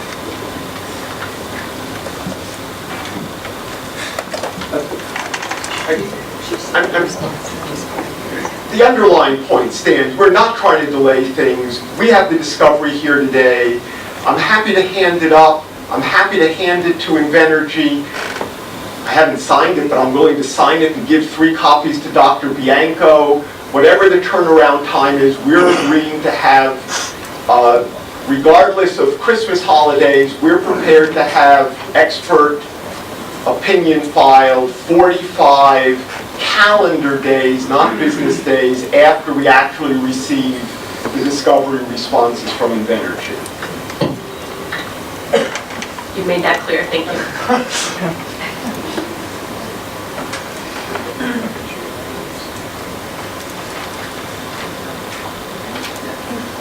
May I proceed? Yeah. Thank you. The town supports CLF's motions in all respects. These 4 motions are, of course, for discovery regarding the impact of the FCA 12 disqualification regarding Unit 2, for supplemental advisory opinions from Planning and OER regarding the impact of this development, for supplemental testimony from the expert witnesses of all the parties, including the town's experts, regarding the FCA 12 disqualification and what that means, and also responding to the expert testimony already filed by Invenergy regarding what they think this means, and for the appointment of an independent financial expert to assist this board. The town believes that there are a number of issues that need to be explored in this discovery. These include, but are not necessarily limited to, why Invenergy Unit 2 was in fact disqualified from FCA 12, and what that means for the future of this project. Why Invenergy Unit 1 has failed to meet ISO's critical path requirements, resulting in the fact that the ISO this spring will have the right to terminate Invenergy's capacity supply obligation for Unit 1. Why Invenergy has failed to reach an interconnection agreement with National Grid and has failed to post the necessary financial assurances regarding the interconnection. What the results will be of the new system impact study that Invenergy will have to perform if it wishes to try to requalify Unit 2 in a future FCA in 2019 or later. The parties and this board need to understand what these recent developments mean for the future of this project. Unfortunately, it is the town's position that Invenergy has consistently withheld and/or delayed necessary information crucial to the analysis of this project. The withholding of the ISO disqualification memo is only the latest example of this. As my brother pointed out, it is 5 pages long, yet the parties were only furnished with the first 3 pages. As my brother pointed out, 3 times in the memorandum, an appendix is referenced that explains the reasons for the disqualification, yet the appendix was not furnished to the parties. CLF and the town and their experts need this information, all of the information, so that they can determine appropriately prepared expert testimony on the meaning of this disqualification and the impact of this disqualification on this project. It's important to remember, as my brother pointed out, that Invenergy had notice of the disqualification on September 29th. Invenergy also knew that the hearings were scheduled to begin, the final evidentiary hearings were scheduled to begin on December 8th. Yet they did not notify anyone until November 1st. Then, when they notified the board and the parties on November 1st, almost 5 weeks later, they did not provide any of the backup information at all from ISO. Specifically, they did not provide the ISO disqualification memo until November 20th. And then when they did provide the memo, they only provided 3 out of the 5 pages and did not provide the explanatory appendix. We also found out, for the first time, on November 20th, that Invenergy has been providing 30-day status reports to ISO regarding the permitting delays, the equipment delays, and the interconnection delays. We don't know how long that's been going on, but one thing we do know is that none of those status reports have been filed with this board or the parties. Wow. These need to be produced, especially because under ISO regulations, as I read them, the reasons for any necessary modifications need to be explained in these reports. This board and the parties need to see those reasons so that they can be evaluated by our experts and that our experts can address that in their testimony. The town has a number of questions that need to be answered as we move forward here, and I'm sure the board has some as well. Why did Invenergy wait for over a month to tell this board and the parties that Unit 2 had been disqualified? Why did Invenergy initially not provide any of the underlying ISO documentation? And when Invenergy finally produced the documentation on November 20th, why did it only produce 3 of the 5 pages and without the explanatory appendix? Why did Invenergy delay in telling the board that if it wanted to requalify Unit 2, it was going to have to produce a new system impact study? Why did Invenergy delay in telling this board that it had failed to reach an interconnection agreement with National Grid and had failed to provide National Grid with the necessary financial assurances? Why did Invenergy choose not to inform this board that it was filing 30-day status reports with ISO New England? And why did Invenergy not provide copies of those reports to this board and to the parties? As we move forward in this process, as we move forward through discovery in this process, hopefully the parties in this board will get answers to these questions. We need to remember that if permitted by this board and built, this plant will be the largest energy facility in the state of Rhode Island and will be one of the largest energy facilities in all of New England. The thumbs up or thumbs down decision that this board eventually gives to this permitting application needs to be based on all of the relevant information so that the process is fully transparent. Only if this process is fully transparent will the public have any confidence at all in the ultimate thumbs up or thumbs down decision given to this licensing application. Too late. Therefore, the town respectfully requests that these motions be granted as follows. First, that the parties be allowed to take discovery regarding the disqualification from FCA 12 and all of its implications on this project moving forward. Second, that this board order that supplemental advisory opinions be obtained from OER and planning that look into the situation, take into account the disqualification and the related changes, and render new or supplemental opinions.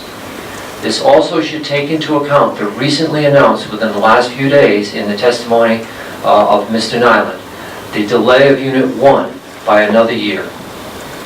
Third, this board should order that the parties are allowed, after receiving information and discovery, to submit additional expert witness testimony on the meaning and impact of the FCA 12 disqualification on this process and all of the related delays that we have discussed.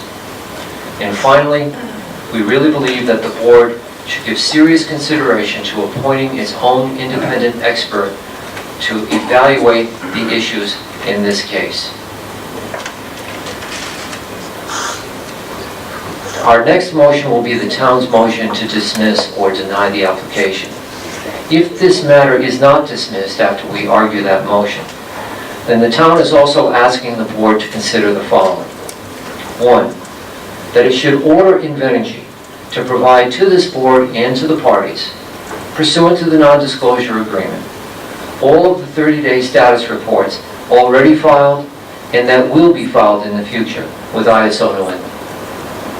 And two, that this board order that Invenergy should supply from this point forward 30-day status reports to this board and to the parties, again confidentially pursuant to the NDA if appropriate, addressing such issues as the status of the water plan, the status of the Unit 1 capacity supply obligation, the status of their attempts to get requalified for Unit 2, the status of the interconnection agreement with National Grid, the status of the permitting by the Army Corps of Engineers and its deliberations regarding whether or not it will require an environmental impact statement, the status of DEM's review of the wetlands application, the status of DEM's review of the air application, and the status of the preparation of the new ISO system impact study that must be performed. Thank you.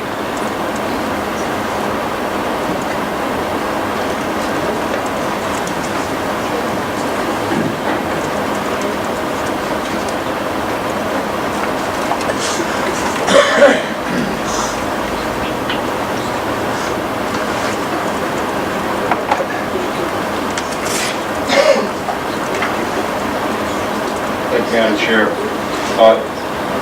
Invenergy objects to those requests. I think that just as an outside, at the outset, just to put this in perspective, I think what we're seeing is a theme that no matter what information Invenergy is providing, it's never enough. It's never enough to satisfy the town. It's never enough to satisfy CLF. The arguments that were raised by CLF are exactly why this matter should move forward to the final hearings. The trigger of the motions that what you just heard was the notification given to you by Invenergy about the recent notification received from ISO New England with regard to the participation in FCA 12. That's just another notification that's issued by the ISO. It's part of an ongoing process. Every year there's new auctions. Every year there's new statements filed. There are new decisions made by ISO with regard to need, with regard to the resources that want to participate. That's nothing new. That happens every year. Since this project, since the application was filed on this project,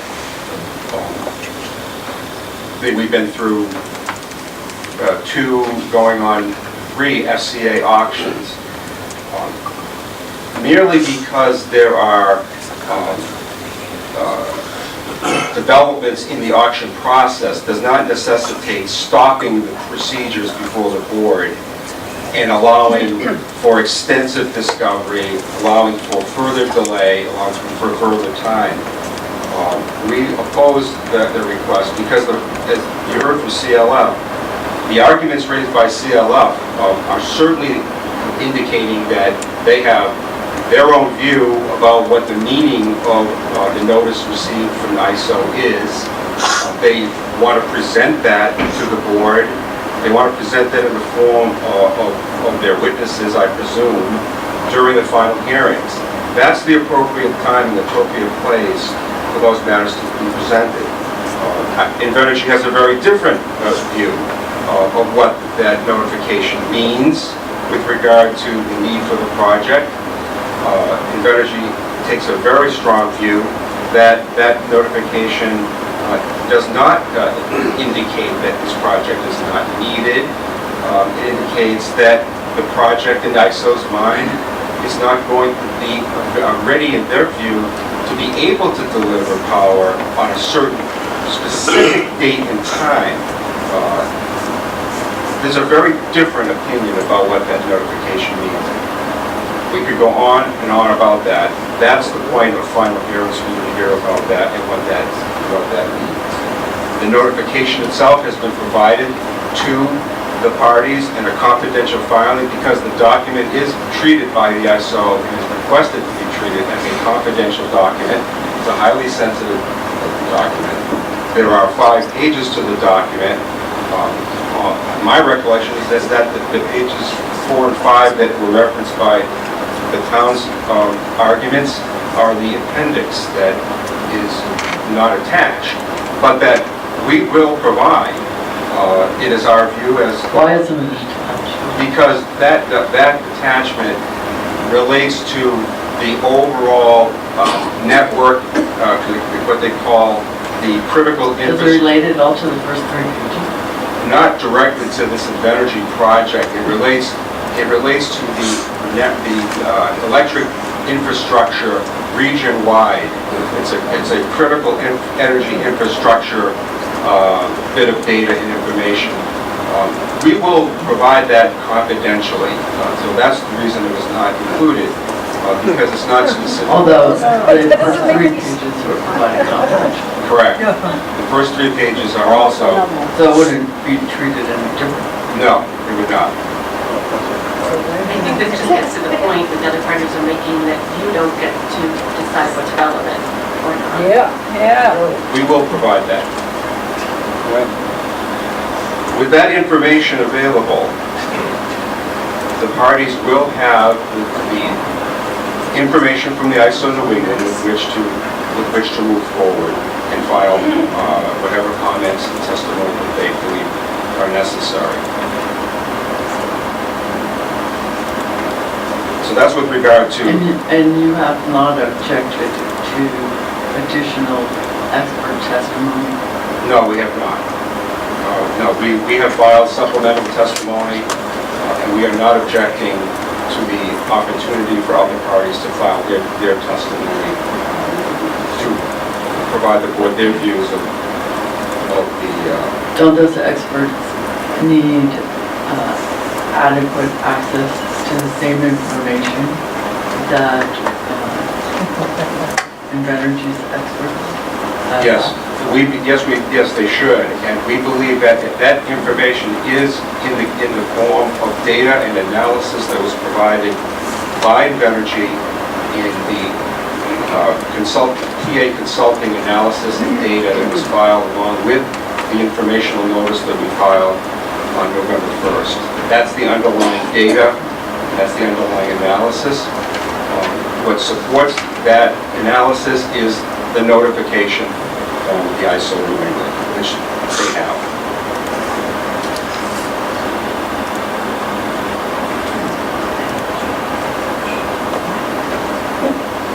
I'd like to also point out that the issues with regard to need are at least as a schedule as was before us, are matters that come before the board, will come before the board at the latter end of the hearing schedule, which will be several months from now. So we object to stopping the scheduling of the final hearings, because the final hearings will be going and delving into a number of different matters, a number of different subjects, where the questions related to need and the ISO New England relationship to that and the market systems will all be coming before the board later in the process, later in the final hearings.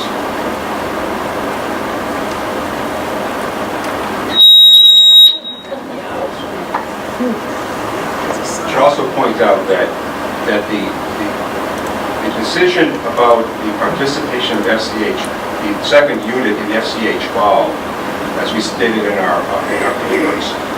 That decision, or I should say that the fact that the Unit 2 was not part of the SH12, or did not qualify for SH12, and the circumstances around trying to get this So it wasn't disqualified?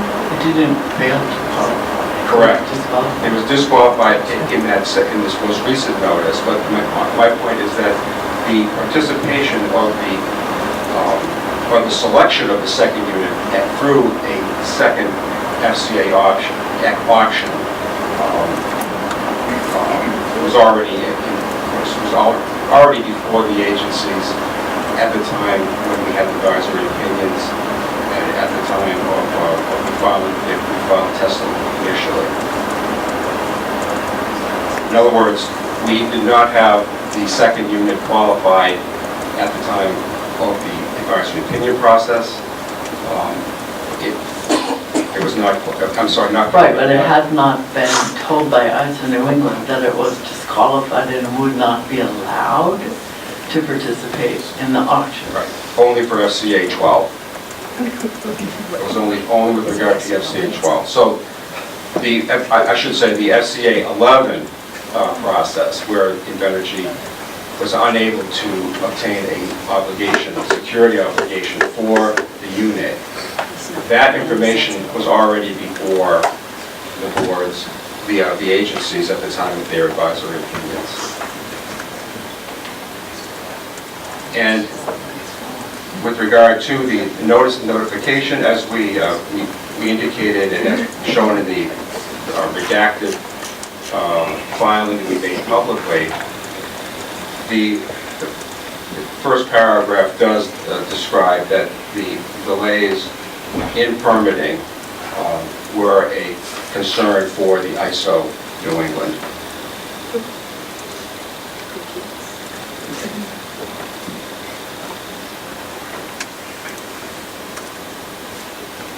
And did not go into the issue of need for the power and the generation for the specific time frame in which that FCA 12 was forecasted.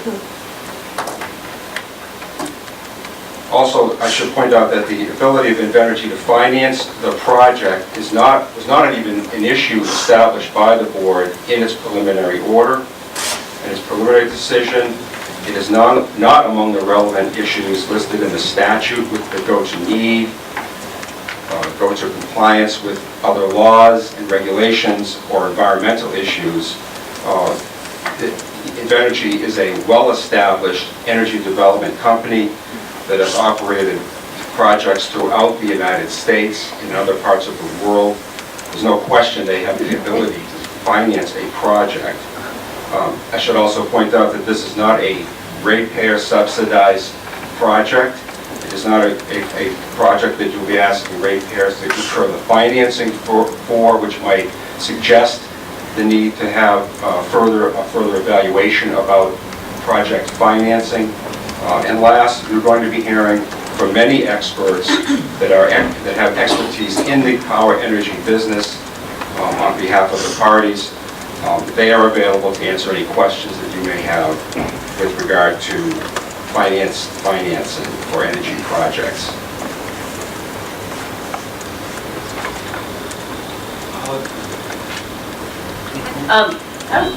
Since you just brought it up, Mr. Shore, I would like to say that I actually do not, I think the delays in the permitting process are in relation to the way it's been handled. It was a full year after the application was submitted that we ended up, without your objection, suspending, or let me think of the timing. We suspended this process because you didn't have a water plan. We waited for that water plan.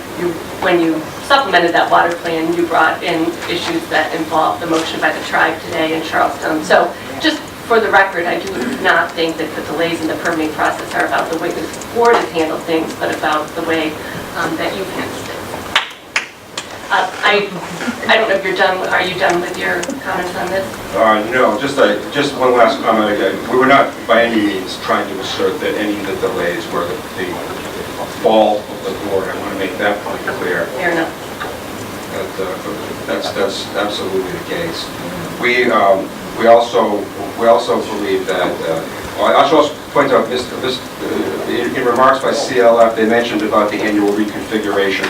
They thought it mentioned March. My information is that the annual reconfiguration auctions are held in June of each year, not March. Just for correction on the record. Thank you. Madam Chair, may I respond briefly?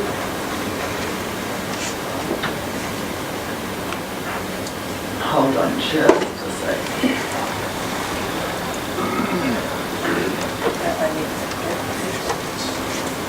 So does Invenergy is not objecting to CLF and joined by the town of Burwell, leave to file additional expert testimony. Are you still opposing the opportunity for additional discovery? Yes, we do not believe additional discovery is necessary. We believe that we will be supplying the information that was requested with regard to the appendix, and that the parties have the sufficient information with which to move forward, along with the analysis provided by its consultants.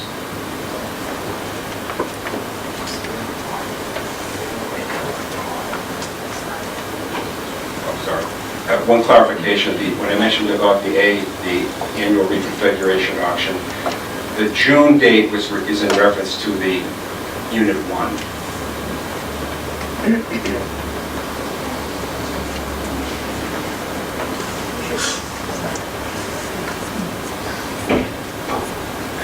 Madam Chair. Madam Chair, it's appropriate. I'd like to be heard to. Yes, first address the issue of your motion being out of time, or your response to the motion being out of time.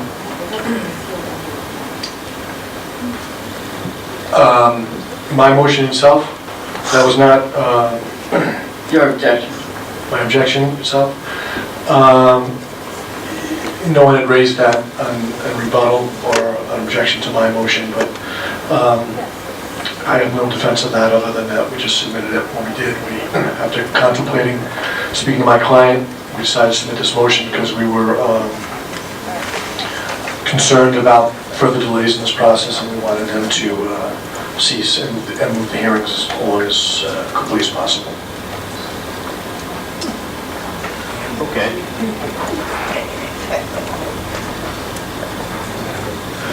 Is that a comment also that you wanted to make on this? Yeah, just, I mean, the general gist of our objection is that I think that there have been some delays. I think certainly some as indicated by applicant, but also I think there's been numerous motions filed that I can list for you, that I did list for you, that I think have further delayed the process. And I think it prejudiced the members that I represent in their possible work opportunities. They'd like to see this. They'd like to see this process move along as soon as possible. I think that on 11/17/15, you deemed this application complete. March 28th, you issued, I think 2017, March 28th, you issued an order talking about denying the town's motions to dismiss, talking about several misstatements in law and procedure, also commenting that the application doesn't have to be complete to move forward. I think the issues raised here are appropriate for final hearings, and I think I would urge the board to go to final hearings as scheduled. Madam Chair, if you will, I know you didn't file anything, but I wonder if Mr. Mercaccio in the Office of Energy Resources wanted to make a comment on this discussion. Yes, thank you. We would like to comment. OER has conducted a cursory review of the recently submitted materials by Invenergy, and we're prepared with our consultant to update our analysis based on the board's directives. The one thing we do ask is whether it be an advisory opinion or whether it be supplemental testimony, that we're given sufficient time to review the evidence, and we would also like the opportunity to issue data requests if appropriate. And so, in that case, we were thinking along the lines So of... OER is thinking that it would be helpful for the board, for OER, to supply additional information materials in light of the changes.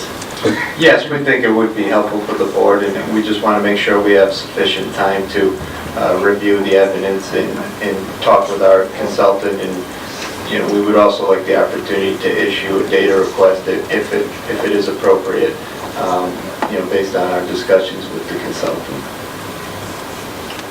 Thank you very much. Thank you, Madam Chair. This town of Charlestown.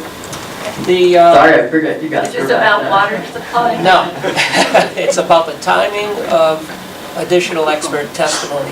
Right now, right now you have the final hearing scheduled for December 8th, and pursuant to your rules, we have a deadline of tomorrow to file any expert testimony. So when you address this question on these pending motions about allowing additional discovery perhaps, or allowing additional expert testimony, if the board could just please address that, because we filed a motion that's not before you on that very question, but if you could address it today, that would be helpful. That's all. I'm sorry, and what exactly is your motion? If I might, actually, there's a motion Yeah. pending by the town of Charleston. We need to reply to it by Right. today. It's not before Not on the you. docket. I think that I would just, Right, I just wanted to hear the explanation about why what we might do today would be affected by... Because the time for the filing, Madam Chair, of the expert testimony, we received the confidential document we were seeking Tuesday last week, and my experts haven't had time to perform any analysis, and frankly, we're not going to make a deadline of tomorrow with any additional expert testimony. I'm going to submit at least 2, perhaps 3 expert pre-filed testimony with the board, and that was why we filed that motion, knowing we could not make the deadline. Are you talking about confidential information that relates to the water? Yes. Yes, it was the contract that's under a protective order, and there was information contained in there that's relevant to 2 of the experts. Just for the record, we disagree with that contention. I think we're not arguing that right today. I realize that you haven't had a chance to respond to that, and it is a motion we have in front of us that will need to be handled, and perhaps some of what we decide on this motion will affect timing.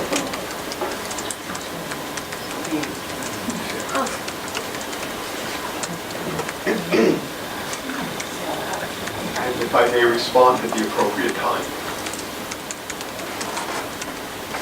Could people make sure they turn their mics off too? There's just a buzzing noise. I'm not sure.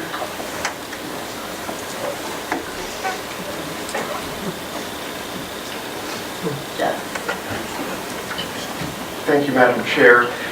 Just very briefly responding to some of the things Mr. Shore said. He said, we already have the information or would have it soon. He hasn't seen our discovery. He doesn't know what information we're asking. And to cite the eminent legal authority, Janet Coy, he doesn't get to choose what discovery we ask. Mr. Shore also said that we don't need discovery because, to paraphrase Invenergy's objection of November 8th at page 4, Invenergy has already provided its own analysis of what this means. That's not what we're looking for. Invenergy took its time from September to November even to acknowledge the disqualification. Invenergy has not objected to parties filing supplemental expert testimony. But I emphasize, in order for that exercise to be at all meaningful, we need to propound discovery, we need to get the discovery answers back in whatever time the rules allow, And we need 45 days for our experts to look at the material exactly as Invenergy's experts did between September and November 20th, when they filed Ryan Hardy's and John Nyland's supplemental expert testimony without leave of the EFSB months after the filing deadline. Whoa. Oh, and one other thing, Mr. Shore assures you that Invenergy will have no problem financing Turbine 1 after the disqualification of Turbine 2, but anyway, he urges you not to look into it, because it's of no concern to you, it's not in the statute. Please do the following thought experiment. You have two parties before you today. One party says, please hire your own independent, unbiased, neutral expert to advise you on the new situation.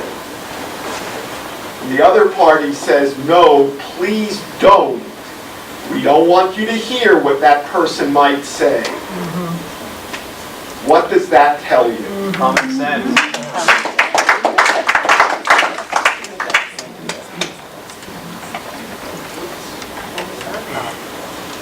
Mr. Shaw, why did it take so long for Invenergy to get that information to the board and the party?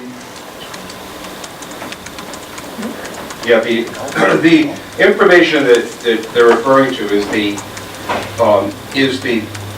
filing that we made with the board on November 1st. And the reason it took a few weeks to do that was because there's a detailed update to the data analysis that was provided previously by Mr. Hardy in his pre-filed testimony and in response to data requests, and also in the response with regard to the economic indicators. In other words, the decision that was made by ISO caused a shift in the time for the project. So the shift in the time for the project meant that the numbers that were before you in the form of the data responses and in testimony needed to be adjusted to accommodate that year. So rather than doing this in piecemeal, the company made the decision to file it all at the same time, as fast as they could put it together, and give it to the board all at the same time, the notice and the... So it took you from September, when was it then? 29th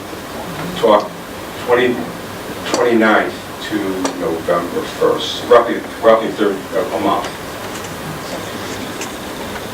I mean, the analysis is a very detailed modeling, and I can't speak to the actual intricacies of the data, but it does take time to put that together. So that was. I guess you're making the point then that your expert needs to take time to analyze and evaluate the information. Exactly. Which I would assume other experts would also need to do. They've had that data since we filed it in November. Not complete. November 1st. No, that's not true.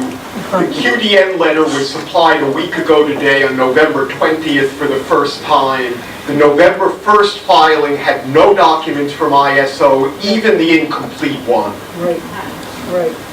The QDN letter, signed by Carissa Sedlicek, was sent on September 29th and was provided to the parties on November 20th, a week ago today.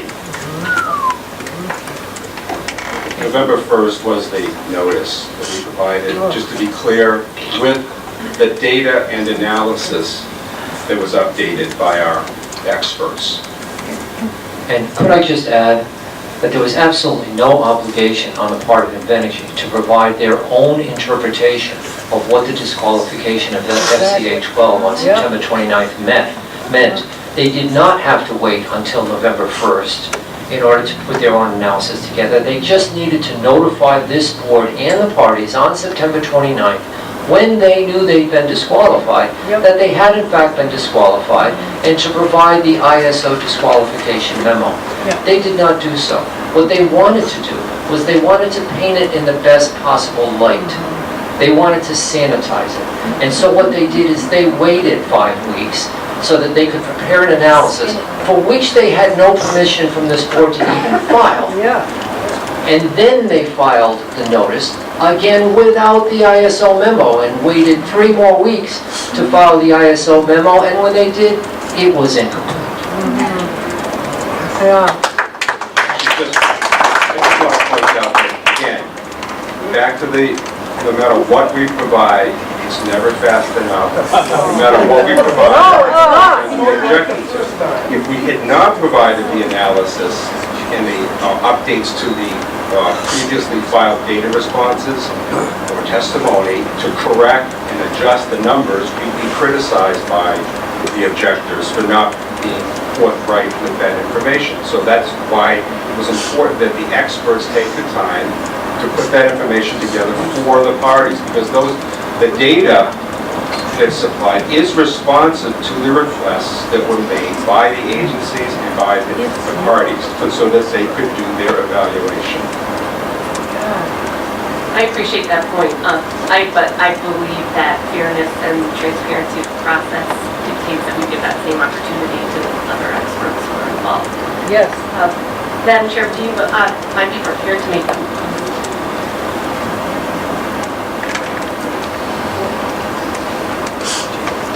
Okay. You can listen, and second, we can discuss. So, I move that we allow time for additional discovery and additional supplemental testimony by experts. And I would make this, in my motion, I would move that we provide 90 days. I'm thinking of 45 plus 15 plus some of the other delays, so that's what I'm thinking. I can make this more artfully and succinctly. I also to agree that we should have supplemental advisory opinions. So I'd like to move that we request supplemental advisory opinions from the Office of Energy Resources and statewide planning so that they may supplement and also respond to the disqualification of NFCA 12 and additional information on that issue. Discovery, supplemental advisory opinions, expert testimony. So all three, I think it's important that for the fairness and the quality of this process that we provide that time, which I realize would move the final hearing date. I think when we get to it, perhaps at our next open meeting, that we could address that issue in regard to the water supply plan, because it does provide additional time. Those are the motions I'd like to make. I'll just comment further that we have the ability, I think Mr. Shore pointed that out, we have the authority and the ability to hire experts ourselves. We don't need any motion to provide us that, although I appreciate the recommendation. It is something I'd like to discuss further when you probably noticed Mr. Agrawal is not here today. We have a quorum because there's 2 of us, but it's something I'd like to discuss further when we meet again and have a full body. Absolutely. I would second your motion. All in favor? Aye. Clarification, there's also a pending request from CLF for an advisory opinion from DEM pertaining to the sole source water aquifer referenced in the contract with the Narragansetts.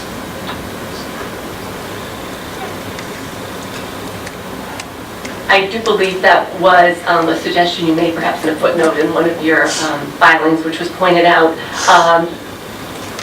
I think if we provide this time, I'll ask you what your feeling on that is. I think we'll probably have a meeting where we talk some more about the water plan when we take up the Charleston motion.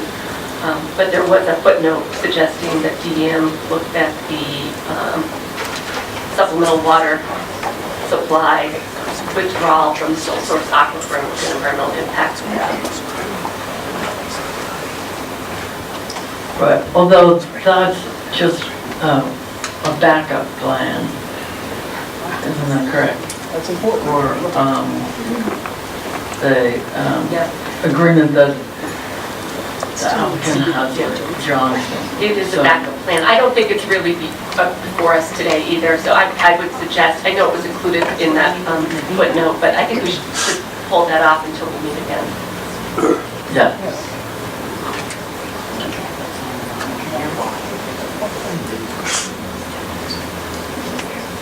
I thought, did we vote? I think we did. Didn't? Let me clarify then. I second your motion Yes. and, I believe we did vote. and again, ask all in favor. Aye. Please say aye. Aye. That's definitely passed. Right. I think we need to clarify for the parties. My suggestion was 90 days, which would be inclusive of all the time for the additional discovery that's needed.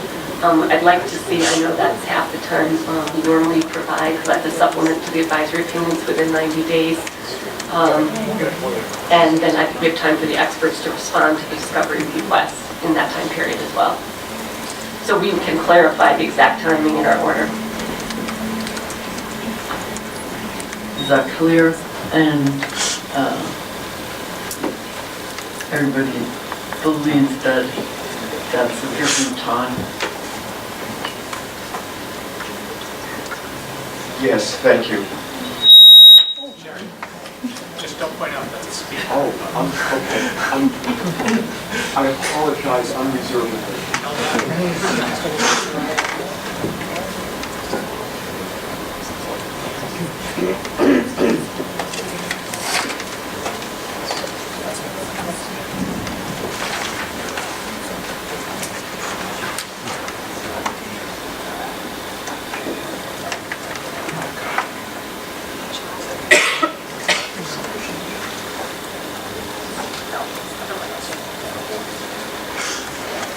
I was just looking at our order, but we don't have any end time, so let's proceed to the last motion.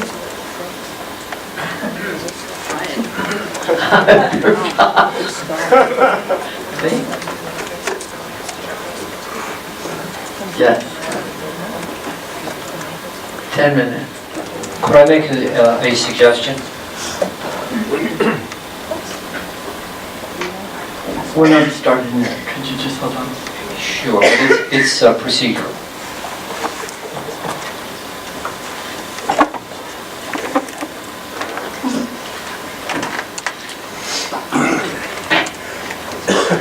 Yes. This is the town's motion to dismiss. It is a dispositive motion. The board also has, at this time, as far as I can tell, 3 additional motions pending before it where response time has not yet run. And so an additional motion day will need to be scheduled. There are 2 motions for the town of Charleston. There's another motion from the town regarding an environmental impact document. I'm going to suggest, but of course abide by whatever the board rules, and I'm prepared to do whatever the board rules, that we hold the board's motion, the town's motion to dismiss until the next motion day, when we have Mr. Agrawal available to us.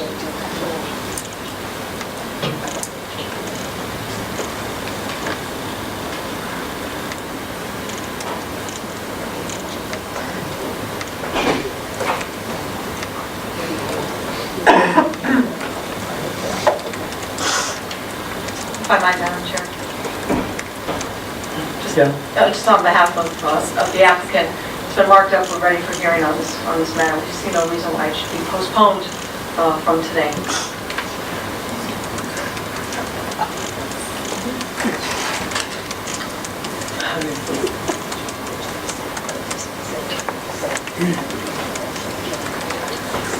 At some point, we need to talk about scheduling. We don't have anything else in terms of an open meeting on the record. I'm prepared to go forward today. I'd leave that up to you. I think we should go for it. And I will, if now is the appropriate time. All set? Thank you, Madam Chair.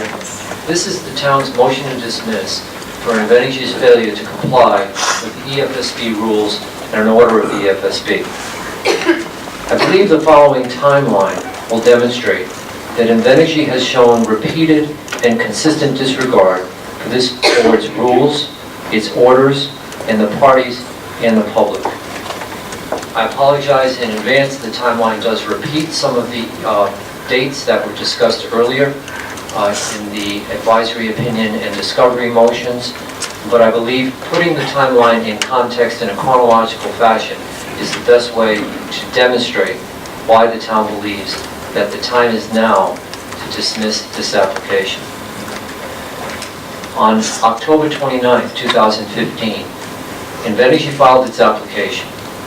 It filed it without a firm water source and without a capacity supply obligation for either Unit 1 or Unit 2 of this 1,000 megawatt energy facility. On August 31st, 2016, the town's planning board issued its advisory opinion to this board, stating in part, quote, "Many of the data responses we received from Invenergy were incomplete and at times evasive," end quote. On September 9th, 2016, the town's building inspector issued an advisory opinion to this board, stating in part, quote, "From the beginning, I've been unable to get pertinent information needed to make the advisory opinions," end quote. On September 12th, 2016, the zoning board of the town issued an advisory opinion, stating in part, quote, "Invenergy has refused to provide information," quote. On October 5th, 2016, the town and Invenergy agreed in writing in a document filed with the board that a contingent water source was important and needed to be identified as part of any water plan. On October 13th, 2016, this board suspended Invenergy's application because it was incomplete due to the lack of a water source. Moving into 2017, January 11th, a revised water supply plan is filed by Invenergy identifying Johnston as the primary supplier and Ben Water as a contingent supplier. On August 9th, 2017, Invenergy answered Town Data Request 32-9, stating that Invenergy was continuing to explore, quote, "additional contingent water sources," end quote. On August 11th, 2017, and all the dates from now on will be 2017, we're moving into the more recent filings. The town asked Invenergy to provide, quote, "any and all additional possible sources of water." August 15th, Invenergy objected to that request. August 17th, 2 days later, the Fall River Water Board approved a contract that specifically identified Fall River as a designated alternate water supplier for the Clear River Energy Center, August 17th. On August 21, without knowing that the Fall River contract was in existence, the town moved to compel a response to the data request regarding alternate water suppliers. On September 8th, without informing the board that the Fall River contract was in existence, Invenergy objected to Burrillville's motion to compel and affirmatively stated in its objecting papers that there was no agreement with any other water supplier. Invenergy also promised that if an additional contingent water supplier agreement was entered into, that Invenergy would supplement its water plan. On September 15th, at oral argument, which took place again without this board or the parties being aware of the Fall River agreement, Invenergy claimed that there was no agreement with any other contingent water supplier for the Clear River Energy Center. It also said that it would provide this board with any such agreements that were entered into. I'll quote from the transcript, page 83. Quote, "If there is another alternate water supply agreement that agrees to provide water, you will see that agreement. We will provide that to you," end quote. On that same day, September 15th, this board, therefore relying on this representation, denied the town's motion to compel, stating, and I quote, "If there were an additional agreement reached with any other entity for another water supply plan, then that certainly would have to come before the board." That's in the transcript, page 95. September 28th. Invenergy for the first time filed a redacted supplement to its water plan that confidentially disclosed Fall River as an alternate water source, but importantly, did not provide the agreement. The next day, on September 29th, as we know, Invenergy was notified by ISO that it had been disqualified from FCA 12 in 2018 for Unit 2. This means that Unit 2 has now been successful for 3 consecutive years in attempting to obtain a CSO for that unit. On October 19th, this board issued Order 116, requiring that, quote, if Invenergy had entered into another water supply agreement, that agreement would have to be presented to the board. Quote, it's at page 3. On October 20th, the town for the first time received the Fall River Agreement, but received it not from Invenergy, but from a Burrillville resident who obtained it through a public access request. The town was shocked to find out that this agreement had been in effect for over 2 months, and that the agreement was in effect during oral argument on the motion to compel a month earlier, when Invenergy represented to this board that no such agreement existed. October 24th, the Fall River City Council passes a resolution noting that the Fall River Water Agreement was passed without prior knowledge of the City Council, and that this was contrary to the Council's regular practice. On November 1, 5 weeks after learning of their disqualification from FCA 12, Invenergy discloses for the first time that it was disqualified from FCA 12, but did not at that time provide the disqualification memo or any other related documents to this board or the parties. November 3rd, Invenergy supplements its response to this board's data request 1-3 regarding identification of all community outreach materials.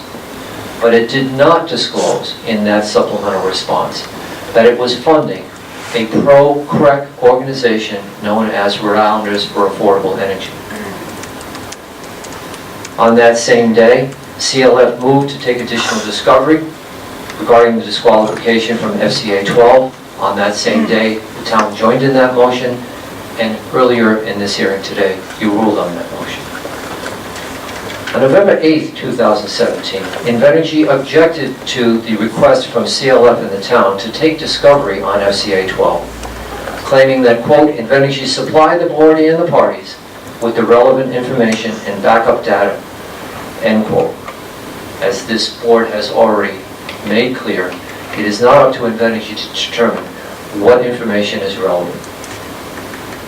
On November 10th, DEM notified Invenergy that its wetlands application was deficient in over 50 ways, and that it was suspending consideration of its wetlands application until those 50 matters were addressed, and that the Invenergy had 1 year to make that filing. If they did not make the filing, the application would be closed at DEM.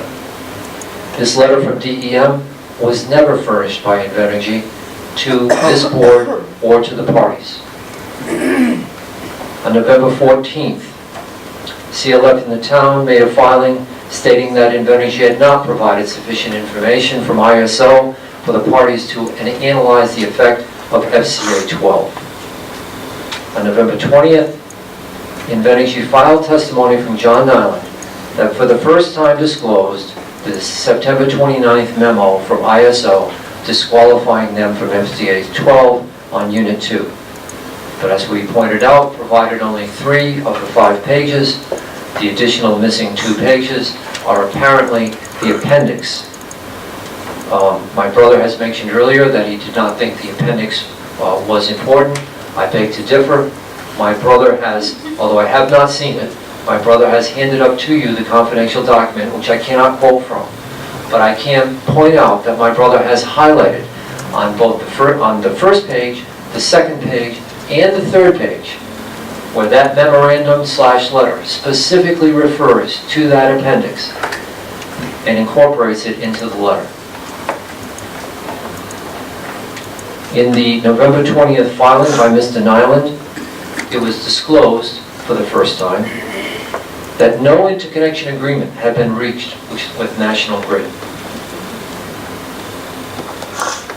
Invenergy also disclosed that if it wants to requalify Unit 2 to bid in a future forward capacity auction, that it will have to perform a new system impact study with ISO, and that Invenergy does not know what the outcome of such a study would in fact be.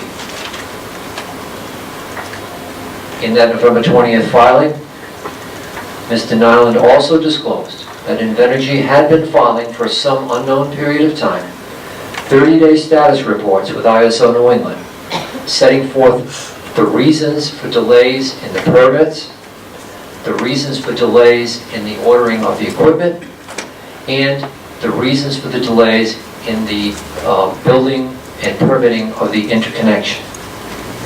Yet none of these 30-day status reports were ever filed with this board or with the parties.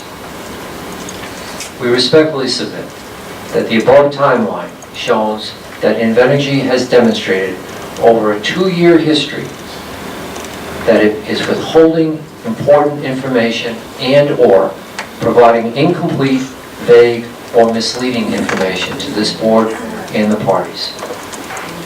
We believe that Invenergy has intentionally and consistently worked to prevent a public, transparent, and complete application licensing process. For example, Invenergy has failed to fully and timely disclose information to the planning board, information to the building inspector, information to the zoning board, the Fall River Water Agreement, its funding of the Rhode Islanders for Affordable Energy Group, DEM's letter regarding the 50 deficiencies, DEM's memorandum, the disqualification memorandum of September 29th, and various other matters that I outlined in my timeline. The burden of proof in this matter rests solely on the shoulders of Invenergy. That's set forth in RIGL 42-98-11 parens b. Under RIGL 42-98-16, and I quote, "The failure to comply with any promulgated board rule, regulation, requirement, or procedure for the licensing of energy facilities shall constitute grounds for suspension or dismissal with or without prejudice," end quote, all of course in this board's discretion.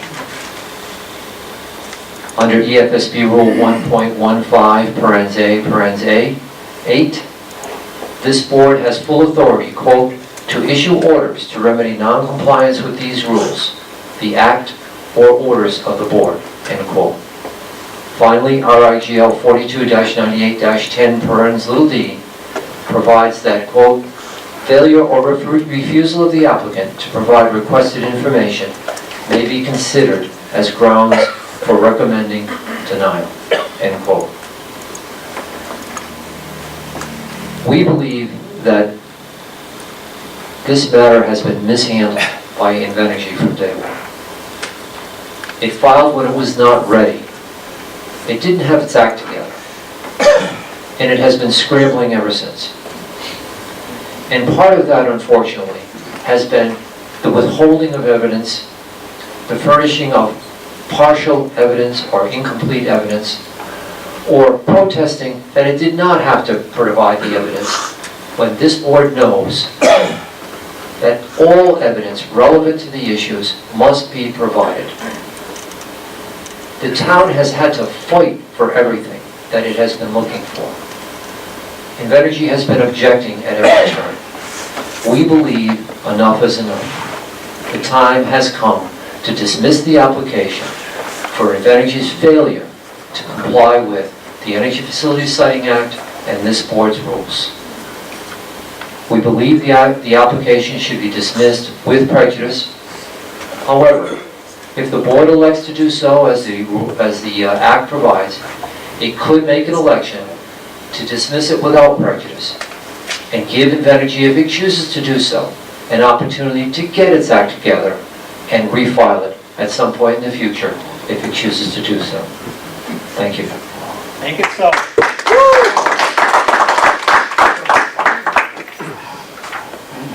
Common sense.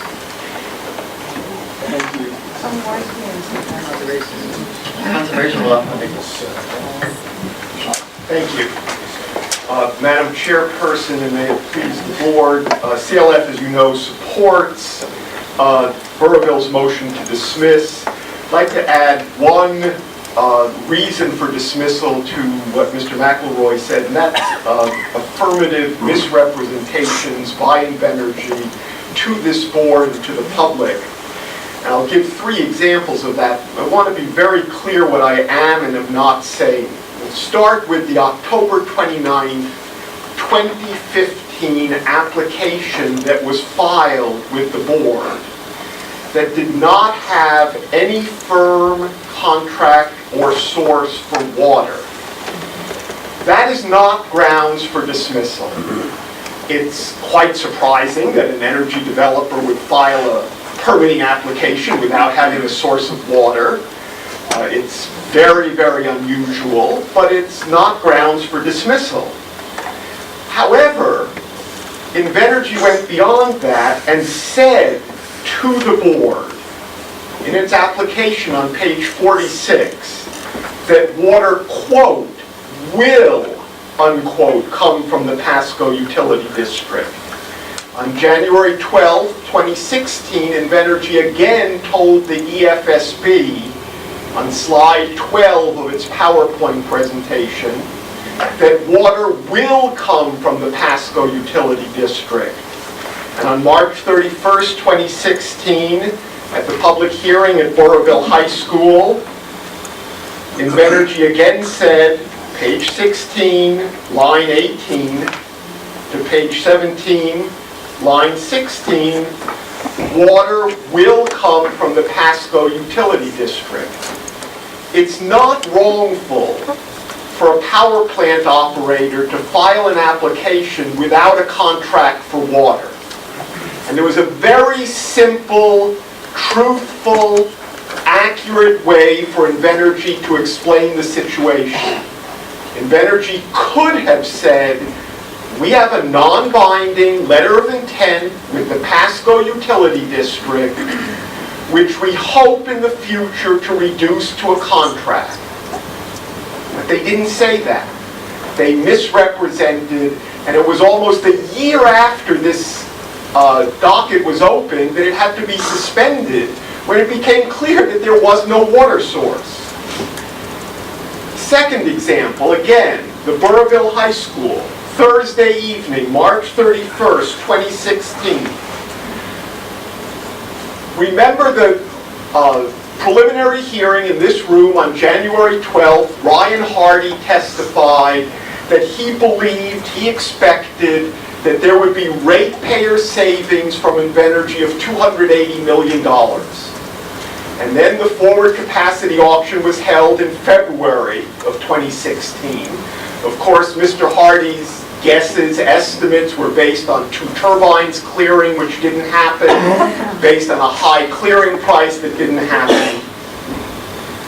7 weeks after the auction was completed, on March 31st, 2016, when the results were known to the public and to the whole world, Invenergy's witness, Mr. Nyland, speaking in front of the EFSB, in front of a stenographer, in front of 700 people in the audience, said $280 million in savings.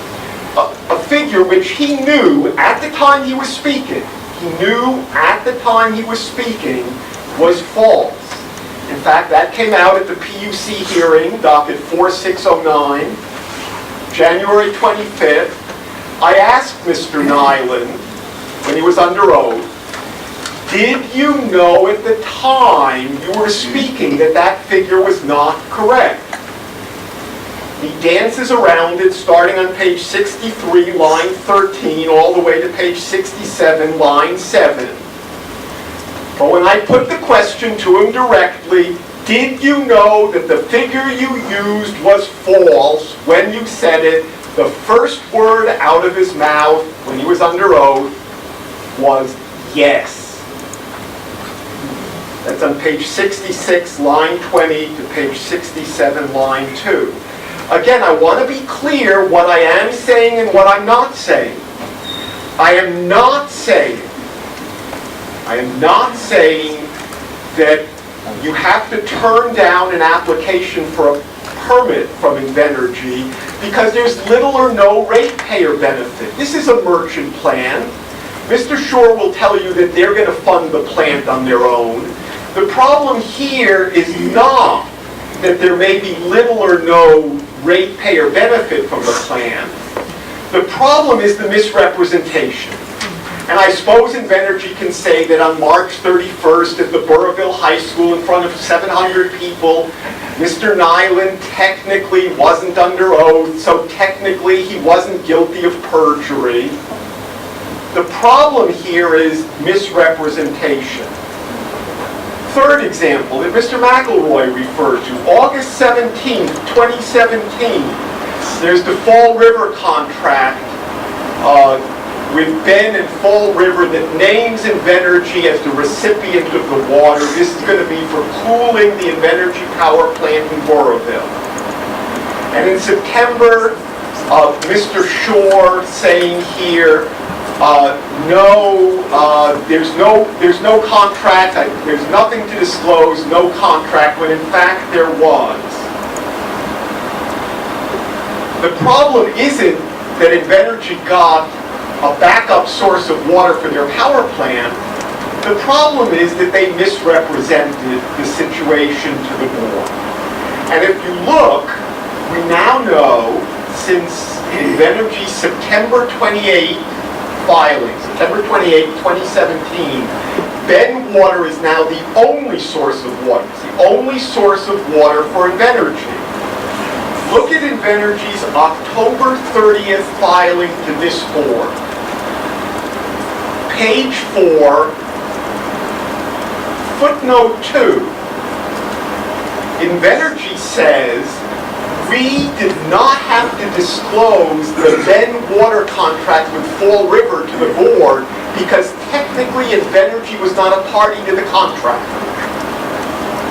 Invenergy's October 30th filing, page 4, footnote 2. We did not have to disclose the water contract because technically Invenergy was not a party to the contract. Invenergy was named as the recipient of the water. The purpose of the contract was to cool the power plant. That's the problem. The problem is that Invenergy is being too clever by half. Ben is by their reasoning, by Invenergy's reasoning in that memorandum, Invenergy does not have to disclose any water contract to the board because now Ben is the sole trucker of the water. Ben can enter into contracts with Fall River or anybody else, and Invenergy technically doesn't have to disclose it because technically Invenergy is not a party. Today, I hand up the QDN memorandum. My brother says they have everything they need. The memorandum says 5 pages, we only got 3. It's too clever by half. Respectfully, the reason that the case ought to be dismissed is that Invenergy is not playing fair with the public. Invenergy is not playing fair with the EFSB. And Invenergy is not playing fair with the parties. The problem is not that they filed an application without having a secure source of water.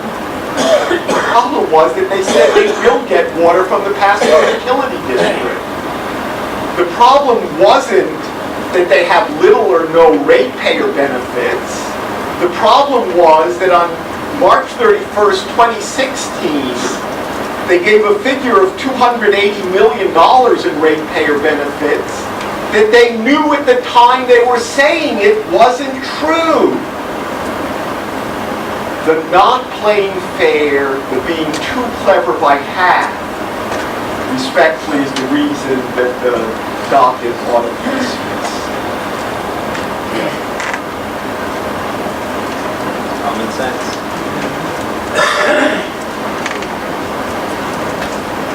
Madam Chair, members of the board, the problem is misrepresentation, and the misrepresentation goes to the motions that are being made by the town and CLF today, and their over-inclusiveness of matters that have already been decided against them in this matter, and their failure to include certain items which would take away any question of misrepresentation. The town hasn't complied with all board rules and orders. We have not concealed any contingent redundant water supply agreements, and we have appropriately apprised the Efsb of information that it needs to have before it. Let me start with a couple of things. The town, in this oral, at least portion of its presentation, is now reaching back to the original filing of the application and items and matters that transpired in 2016. And in that I refer specifically to matters like the zoning board, planning board, and building inspectors' decisions. Those were subjects of hearings, and we had extensive hearings even talking about the building inspectors' comments about whether or not appropriate information was provided. This board decided the issue that all the appropriate information had been provided. So they're trying to relitigate issues that have already been lost. In terms of going back to the initial claim by CLF that we lied about having a water supply, I think it was pretty clear. Everyone knew there was a letter of intent between the Pasco Utility District that was yanked and changed back in August of 2016 when there was great public opposition. So there was a letter of intent, and for Mr. Elmer and CLF to attempt to characterize this as a lie is misplacing and misrepresenting facts that there was a letter of intent between the parties. As to the ratepayer savings and his allegation that Mr. Nyland was lying, again, we point out in our papers, and all of these are addressed in our papers, that CLF had attempted to strike Mr. Nyland's explanation after his initial answer, and that motion where he explained, he said that Mr. Nyland explained under oath at the PUC, the figure referenced at the March 31st, 2016 public comment meeting was open quote, the only number that Invenergy had because it didn't know the results of the revised analysis, what those results would show, whether the number would be higher or lower. What's most important about that was CLF moved to strike that answer at the PUC, and that motion was denied. Finally, moving right now, at least in this grouping, to the then water supply and the Fall River agreement. The town, again, they're making the misrepresentation, and I agree that the problem is misrepresentation, that there is a CREC Fall River water agreement. That's not true. Doesn't exist, and what Mr. McElroy omitted in his lengthy recitation of his timeline was the fact that the agreement that was entered into and signed between Ben Water and CREC Invenergy was September 26, 2017. Before that, it had been reported and disclosed back in January of 2017 that we had a memorandum of agreement with Ben Water Supply. So here we are, as Mr. Shore said, either it's not enough information, or I would say, damned if we do, damned if we don't. So we tell them in January of 2017 that we have an MOA or an MOU with Ben Water Agreement. That's out there, no one's surprised by it. We go now to when the actual agreement was signed, the contract, and that was in September 26, 2017, and it was disclosed 2 days later. What happened in Fall River in August was between Ben Water and Fall River, not Invenergy. She's smart. Madam Chair.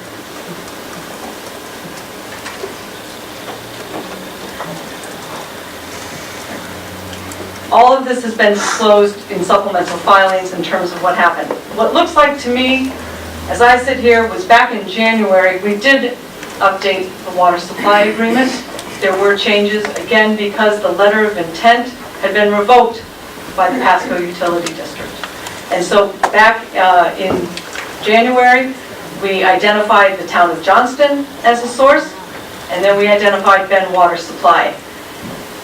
At that time, what again is omitted is that in March of 2017, yeah, it's just this year, they filed a declaratory judgment action challenging the town of Johnston. Everyone forgot about Ben Water Supply. No one focused in on that. So while Mr. McElroy keeps calling for more and more information and saying that we are not responding to orders and requests, we are. What's happening, they're not asking the right questions. Unless the town wants to be sitting side by side with Invenergy at all of its internal meetings, which is what I think they're asking for right now, they asked us questions specifically. I refer to what Mr. McElroy started in his initial filing of this rather lengthy back and forth motion to dismiss that just kept augmenting as we went along. His original filing, October 27th of 2017, the question was to request 32-9, in light of the litigation concerning the proposed Johnston water supply arrangement, have any attempts been made to secure an alternate water supply? And we answered that, saying that Invenergy has not made any attempts to secure alternative water supplies as a result of the litigation. We told them before the litigation, we had Johnston and we had Ben Water Supply. They never asked us about Ben Water Supply. Even when we supplemented in September and mentioned Ben Water Supply, September 28th specifically mentioned the city of Fall River. No one picked up on that until apparently someone somehow got word of Fall River and someone asked for it independently to get the agreement. We weren't hiding anything. It was disclosed in September 28th. If someone didn't pick that up on the other side, that's not our responsibility. In this case, again, the misrepresentation being made by the town was that we never mentioned Fall River and we didn't provide those agreements. To date, we have provided 3 agreements to the Energy Facility Siting Board, the one with Johnston and the one with Ben Water in January of this year, then the one with NIT in September of this year. And again, those have been provided. Those dates, again, fall off and are omitted from the town's recitation of facts, and in fact, all of this information has been provided.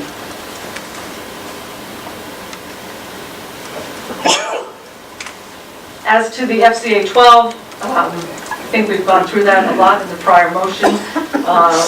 Additional time has already been granted on 90 days to address whatever issues have been arisen. I point out that when the supplemental testimony was filed by Mr. Hardy and Mr. Nyland, that's consistent with what we view our obligations under the rules to supplement as we go along. And we believed it was appropriate to supplement at the time.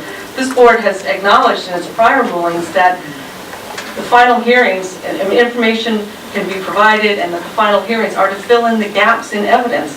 What were we supposed to do? Not file updated testimony, wait till the day of the hearing and have Mr. Hardy or Mr. Nyland say, oh yeah, right, I have a different analysis. That would have raised even more alarms. Instead, we get it out front, and we put it out there, and then we're criticized for not doing it fast enough. I think in this case, the board has already made its determination that additional advisory opinions and discovery are allowed, so I consider that at this point cured. The last one is, again, something that came out saying that they're charging now that we have improperly withheld relevant information, that we have failed to disclose its funding of a statewide advocacy group. This is just false, absolutely. And it feels like they're swinging a bit on this one. What they're talking about is an organization that Invenergy has provided money to and says on their website that they do. It's not being hidden in anything.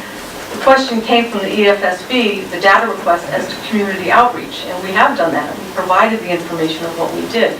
This is a separate business advocacy group, statewide, has nothing to do with community outreach, that is being funded by Invenergy, and it's all over the website. So to argue that anything is being hidden is ridiculous at this point.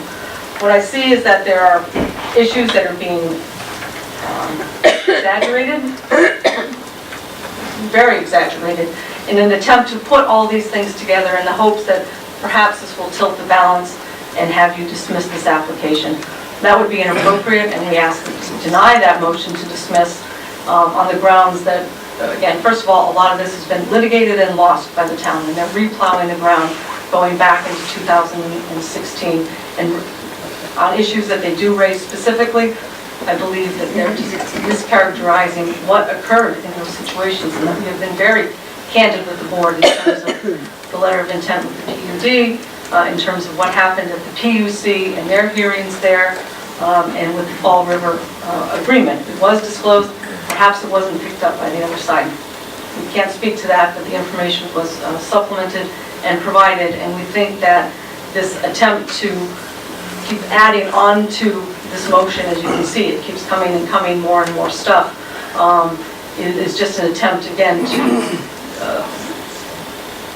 slander, maybe not use the legal word slander, but to mischaracterize what is happening in this process for Invenergy. We have played by the rules, we have updated the data request as requested, we have supplemented testimony when appropriate, not waited till the final hearings. And as this board has said, it is the final hearings where all of this comes to, it's not beforehand. And so at this point, again, the arguments made by the town overreach, we believe. We have provided what needs to be done. If they did not tailor their data request or their information appropriately, I don't think we can be faulted for that. They're essentially now today even asking for more when Mr. McElroy said that they now want Invenergy ordered to provide 30-day status reports to the Efsb with the water plan, the Unit 1 capacity, status of Unit 2, the Army Corps and EIS, RIDEM review of wetlands and air, and status of the ISO. This is a new request today. This is not in your rules anywhere. In terms of, say, like the RIDEM reviews of wetlands and air, those are separate permitting processes. Again, orally today, Mr. McElroy faults Invenergy for not providing what is a fairly routine letter from DEM in terms of deficiencies that we have a year to address. And those are permits that are separate and aside from this process. Now, Mr. McElroy is saying just he wants all this stuff every 30 days with status reports. We believe that information is covered in terms of what we have to do to supplement our application and our duty to supplement data requests are outstanding. We believe we have met that with this board, and we ask that this motion be denied.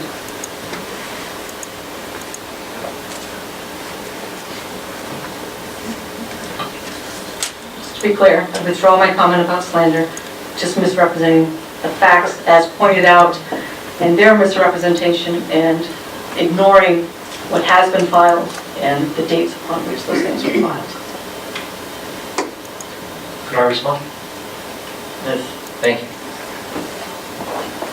My sister argues that we have previously argued the issue of whether or not the responses given by Invenergy to the Barville building inspector were adequate, and that all the information then provided, and that this board had apparently made a ruling that all of the information provided to the building inspector was adequate.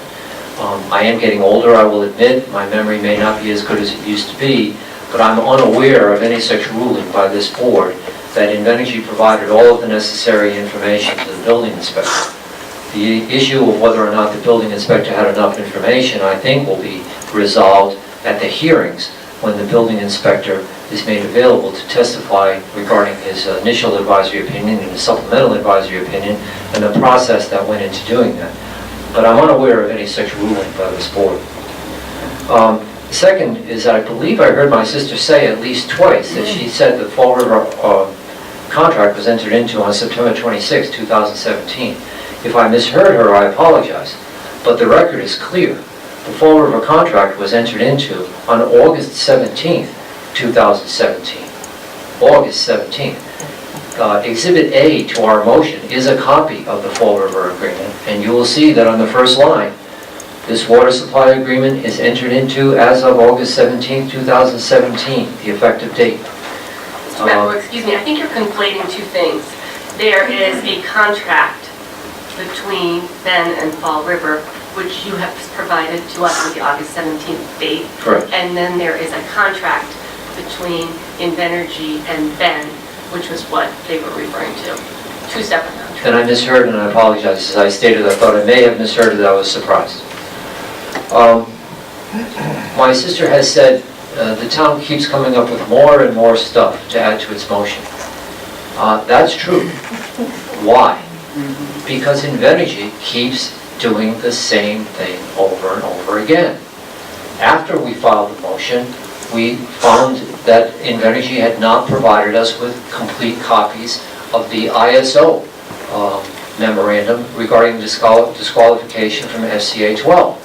It's simply a compounding of Invenergy's previous established pattern of withholding or defining things so narrowly that they said, well, my goodness, you didn't ask us the right question. If you had only asked us this question, we'd have disclosed it to you. That's not how this is supposed to be done. You don't make narrow definitions of questions and then say, oh, we don't need to give that because they didn't say the magic words. That's not how it works. It's not how a transparent process takes place that builds public trust. If we didn't ask the right words, it was clear what we were looking for all along. And it's not for Invenergy to make a determination that because the magic words weren't said, they did not need to provide the information that was the subject matter of the request. Note also that my sister pointed out correctly that Invenergy has provided 3 agreements regarding water: Johnston, Bend, and the Narragansett Indians. Invenergy has never come forward and provided the agreement with Fall River. And they said, well, we're not a party.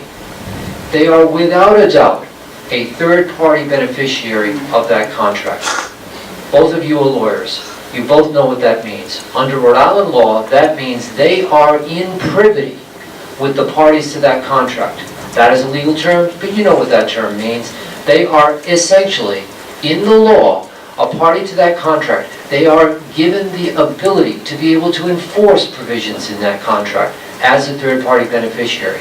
And you don't need to look very far into the contract to realize that they are in fact the third-party beneficiary, because Fall River is designated as a contingent water supplier for the Clear River Energy Center. All of the dates are key to the dates of the operation of the Clear River Energy Center. All of the volumes of water that need to be provided are key to the volumes of water needed for the Clear River Energy Center. This is a Clear River Energy Center contract of which Invenergy is the third-party beneficiary. And again, you can't say, whoa, you didn't ask the right question. You didn't say the magic words. If you had just said any contract with Invenergy, we'd have given it to you. But you know what? My brother, Mr. Shore, to his credit, when he was arguing the motion before this board, did not say that. I quoted what he said. He said any agreements regarding water will be provided to you. He didn't say any agreements that Invenergy enters into regarding water. He was open and honest, and he made a commitment to this board. When this board ruled on that same day, this board said the same thing. It said, Mr. Shore has told you that they will give you any contingent agreements regarding water. Yet for a month, the Fall River agreement had been outstanding. That's unacceptable. I'd like to take a moment to think about the issue of status reports. I don't think my sister is suggesting for a moment that this board does not have the legal authority to require Invenergy, if it allows this application to move forward and denies my motion to dismiss, to require Invenergy to start providing status reports. It's fairly routine in administrative licensing processes for status reports to be required. Look, for example, at what ISO is doing right now. On one very small aspect of this, they are requiring 30-day status reports. This board, I think, should give serious consideration to that. Now, whether the board would like me to follow it up with a written motion, the opportunity for Invenergy to object to that motion, and once again say, well, that's information we don't think you need to have. Fine, I'll put it in writing. But I think we've explored those issues here today thoroughly. I think this board, if it denies my motion, should decide that 30-day status reports on the various outstanding delays should be provided to this board so this board can decide how it wishes to move forward with this application. I think it's important for this board to see it. I think it's important for the parties to see it. I would have no objection to the extent that there are in fact items to be discussed in there that are confidential, that they be provided pursuant to the non-disclosure agreement. But this is the kind of information this board needs, if and only if it decides to move forward with this application. I would respectfully request that this board dismiss the application with prejudice or without prejudice. And if it does it without prejudice, it would give the opportunity to Invenergy to reboot, to get its act together, to re-qualify itself in front of ISO, to get its water situation worked out, to end the litigation regarding the water situation, and to come back to the board with a truly complete application. Thank you.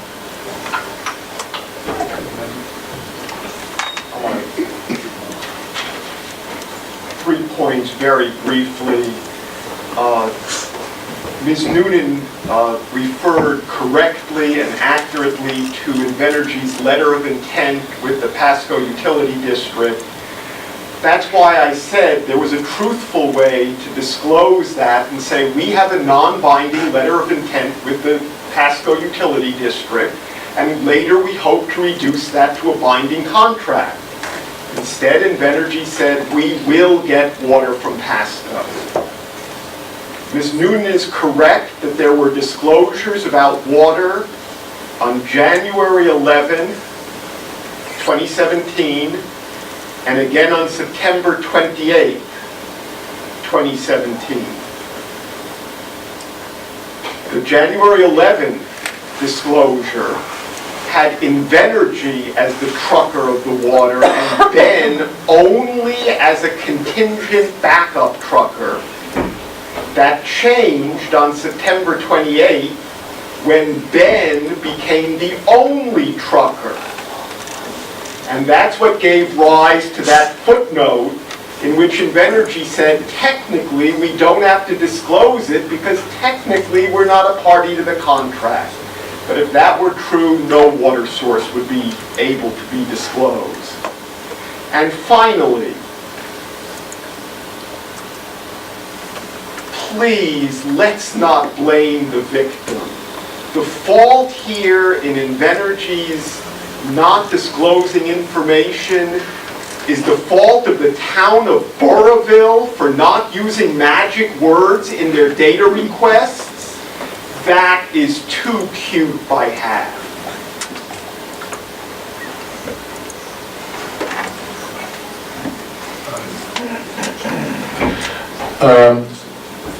Your Honor, I join Invenergy in objecting to this motion to dismiss.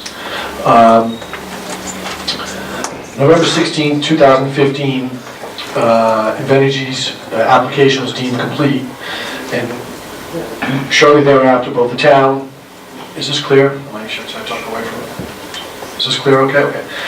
And the town and CLF filed motions to dismiss, claiming it was not incomplete.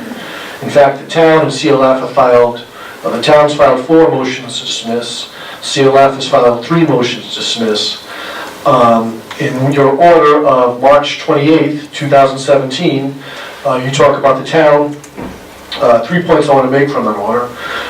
First of all, I quote you, the town has relied on several misstatements of law and procedure. You further go on, you go on to say the application should go forward even if it's not complete. And lastly, you talk about absent extraordinary circumstances, an applicant is entitled to present its case for its request for a license. I think that is enough evidence to show that these motions to dismiss are an attempt to harass and delay the proceedings. And so I would suggest and recommend and ask that moving forward that we apply Rule 11. Now the town has suggested Rule 11 doesn't apply in this context. But they acknowledge that Rule 26 applies, Rule 11 of the Rules of Procedure, I'm sorry. Rule 11 of the Rules of Civil Procedure. So, but they acknowledge that Rule 26 applies. And Rule 26 states that Rule 26F states that the signature of an attorney on a pleading is not, by signing a pleading, was not interposed for any improper purpose, such as to harass or cause unnecessary delay. And the sanctions for violating Rule 26 are Rule 11. So I would suggest to you it does apply, and I would suggest to you if it doesn't apply, then everyone can file frivolous motions. So for those reasons, I strongly recommend that we get some order here so this moves along quickly and expeditiously and without harassment or delay. Lastly, I just want to say that I don't want to speak for Invenergy. They'll do their own speaking. I'm speaking for the members around building trades who, they just want a job. And the further this permitting process delayed, the further it delays their opportunity for employment. And so I hope you can take that into consideration in your deliberations. Thank you.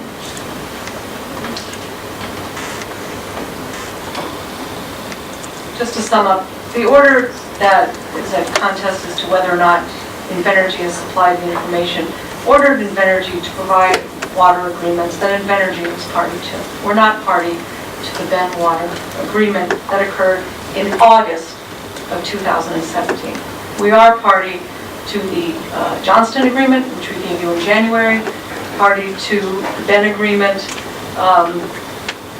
We signed the Ben agreement between Ben and Invenergy, as pointed out by Ms. Coit, in September 26th of 2017, which only could be entered into after Ben had gotten its source.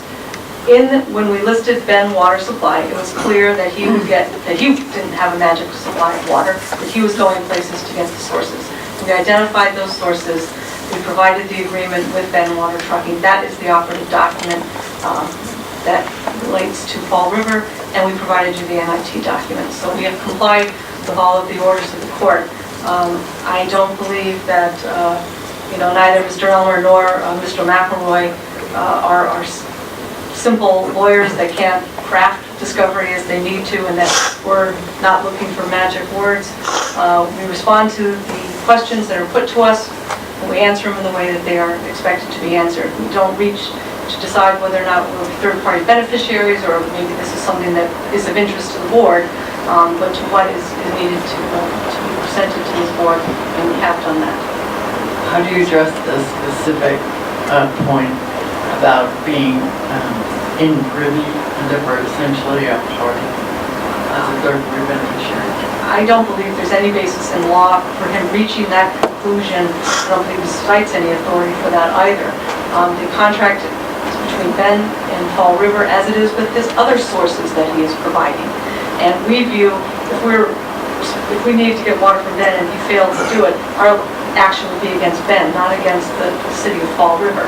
So we don't believe that the privity argument rises to the level of Ben saying, changing this board's order or changing their data request, saying Invenergy or anyone that may possibly be supplying water to CREC. We hired a trucking company that goes to different places to get its sources of water, and those sources were provided. Beyond that, not necessarily, it wasn't our, I guess, duty, as we saw it, to supplement with the agreement between Ben and the city of Fall River. We did feel, after we signed the agreement with Ben, that had to be provided, and we feel that that is the appropriate document. I would ask a follow-up to that. I agree, facts are that that's the contract between Ben and Fall River, the contract between Ben and Fall River. I guess my question is, because ultimately, were we to license this, we would need to see cooling water plan that was viable and sustainable of the electric facility. So it does seem that the board's purview, if we were to say our contractors with Ben Water or on them, would extend to wanting to know what the source of that was or how we would see that assurance. Do you agree?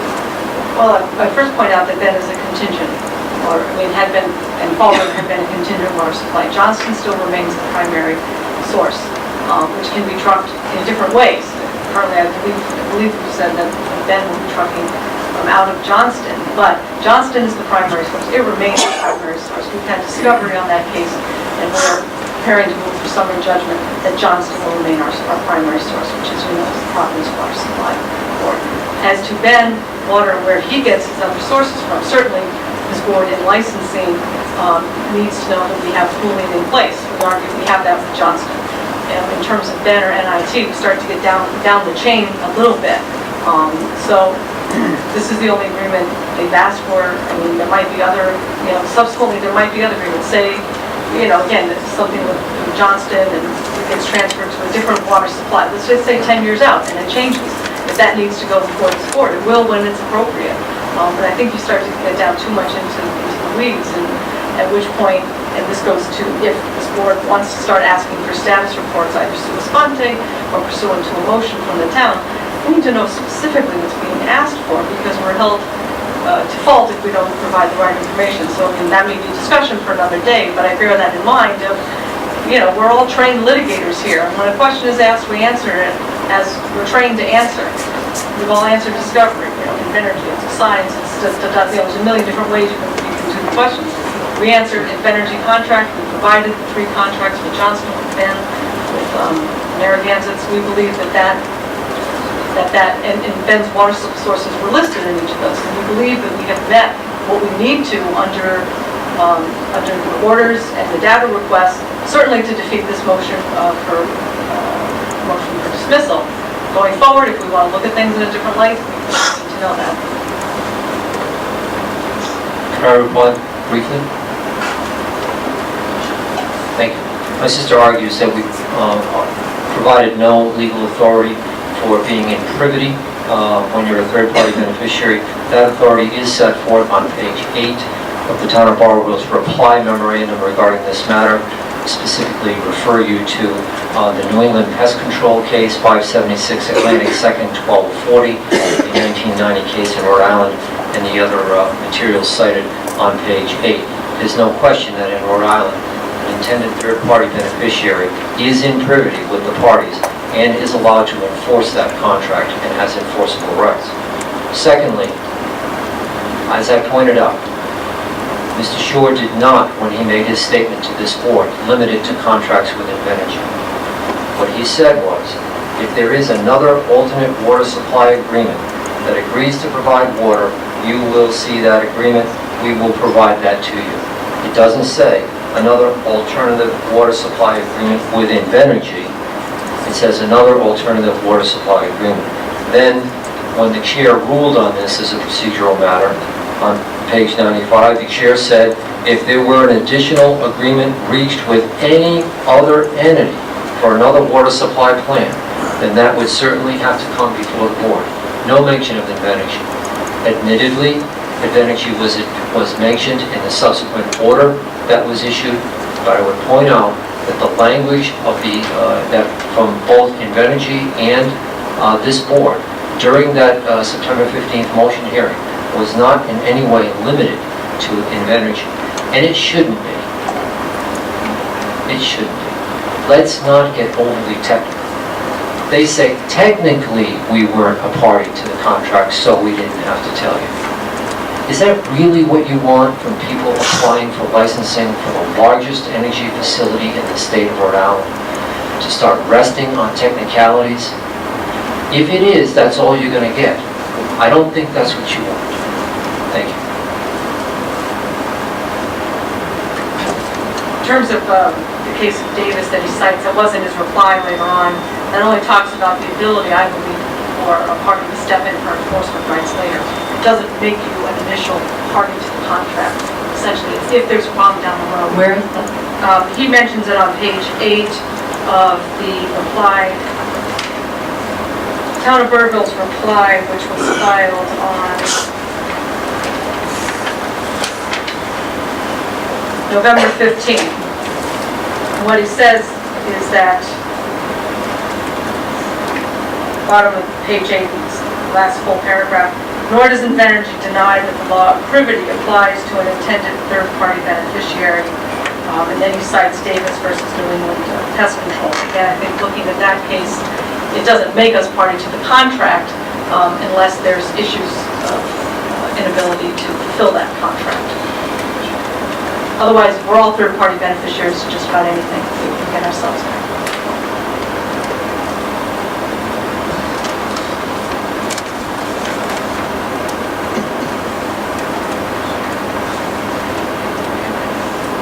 And just one final note, if I might.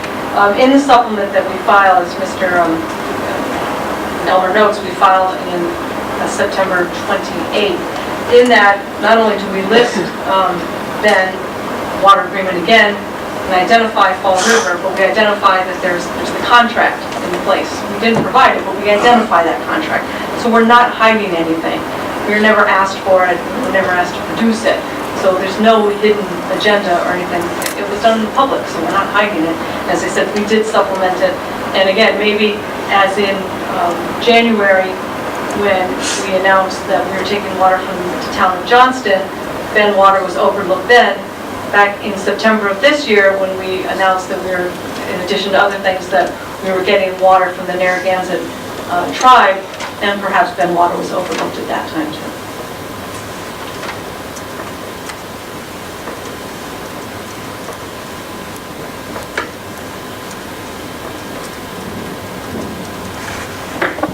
Have we heard everything? Great, okay. Then I can deliberate.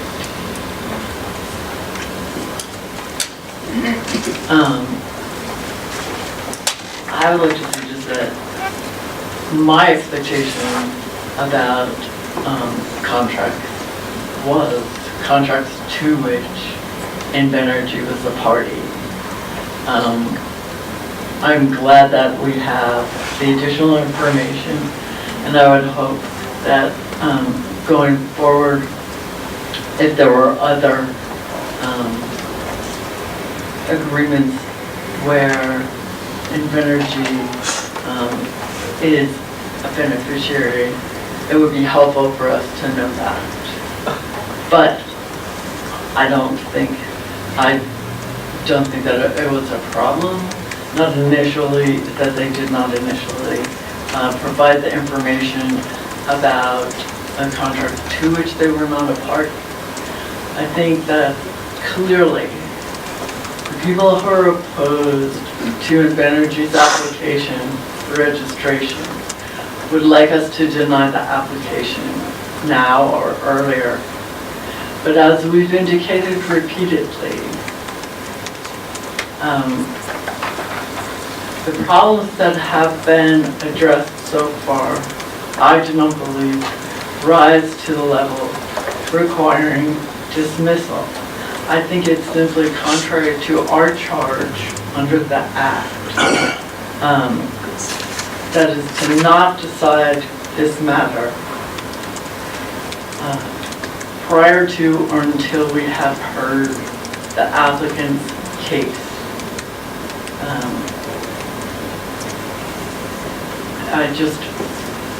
I understand that people have very strongly held positions about this, and they would prefer that we just short circuit the entire proceeding, but I don't think that that's the process that we are supposed to be involved in.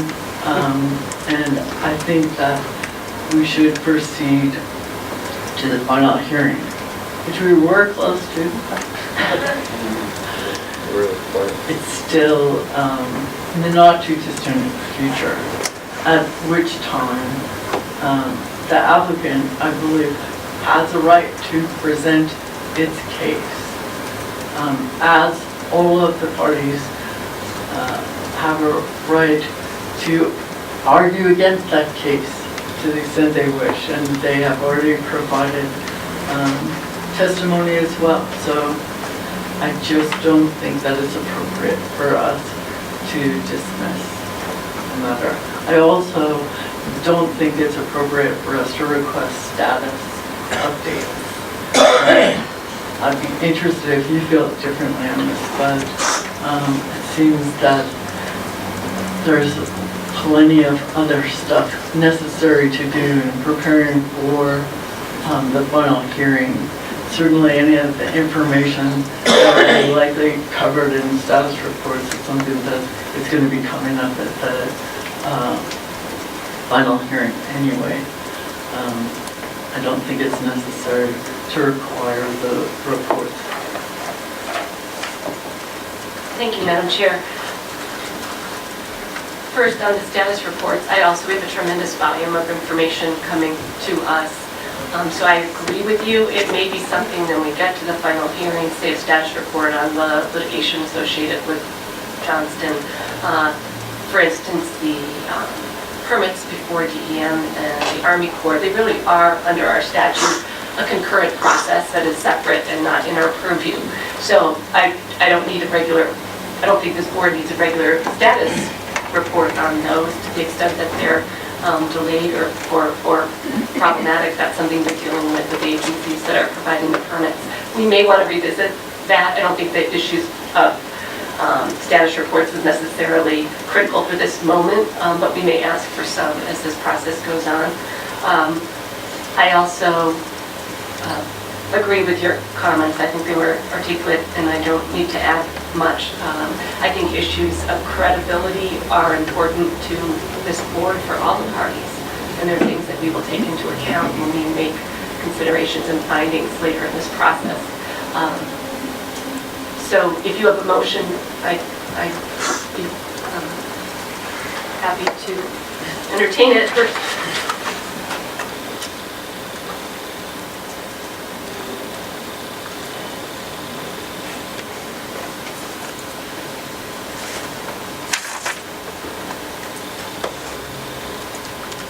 And I know a lot was raised in this. I don't feel the need to go through it point by point.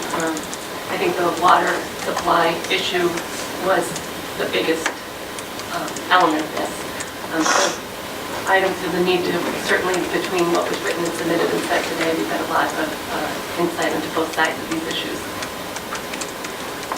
So I would move to deny Thoroughville's motion for dismissal or denial of the application for failure to comply with orders and rules of the Energy Facility Siting Board. Second that motion. All in favor? Aye. Now, do we need to address? I think that is to address some scheduling, Yes. including a pending motion of Charlestown, which perhaps we should just hold the timeframes until we meet again and talk about scheduling, but with the additional time before the final hearing, I think will be adequate time to meet the request of Charlestown. And I think we do have other, we have Yes. a motion that Mr. McElroy referred to, so we will have a need to meet again. Right, and matters that are supposed to be filed at a time in relation to the final hearing, you're not held to what the schedule was. You will be held to what the schedule will be when we set it up. So that should take care of that. I believe, I'm going to ask Dr. Bianco, that we had the 8th and the 12th, and perhaps another date in December set aside. Could we use those dates for any, we have some responses that are due to us for any of the pending motions. Director Coit, I don't believe we could properly notice a hearing by the 8th, but the 12th is available at 9:30 a.m. in this hearing room. And we could use that for the pending motions and any other matter. How does that sound, Madam Chair? The 12th, that everyone should have that on their calendar for all pending motions.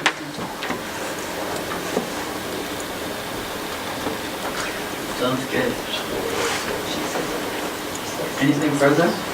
I think a couple of things were filed today that I just want to make sure are filed electronically.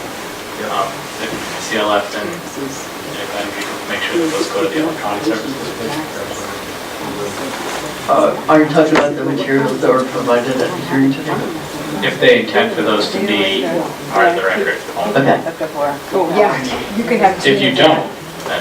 Well, no, I just want to ask how you, I'm happy to serve on anybody you designate the confidential document, but I don't think I am supposed to. No, that's fine. Anything that you had intended, so I left the room, so this was on my desk when I came back, so I don't know exactly what needed to be filed. I am responsible for the record. Perhaps we could request from Energy, while that was appropriate. I assume you would like to keep at least part of it confidential. Yeah, actually, the document Mr. L was referring to is, we've already filed that document with the board. It's an attachment to the pre-filed testimony that was submitted last week. And there's a pending motion for protective order with regard to that information, which I assume would come up for consideration on this fall. But I would request that the coordinator include the material I handed up today with other confidential materials pertaining, because this was a non-identical version of what Invenergy filed. I had put notations in the margin in yellow highlighter, so that needs to go into the record of the case, though I'm not going to serve it on any additional parties. That sounds good. I'd like to make a motion to Yeah, you can have my copy. I'll count on the coordinator and others to make sure nothing that's confidential gets served. And I'd like to move to adjourn. By acclamation.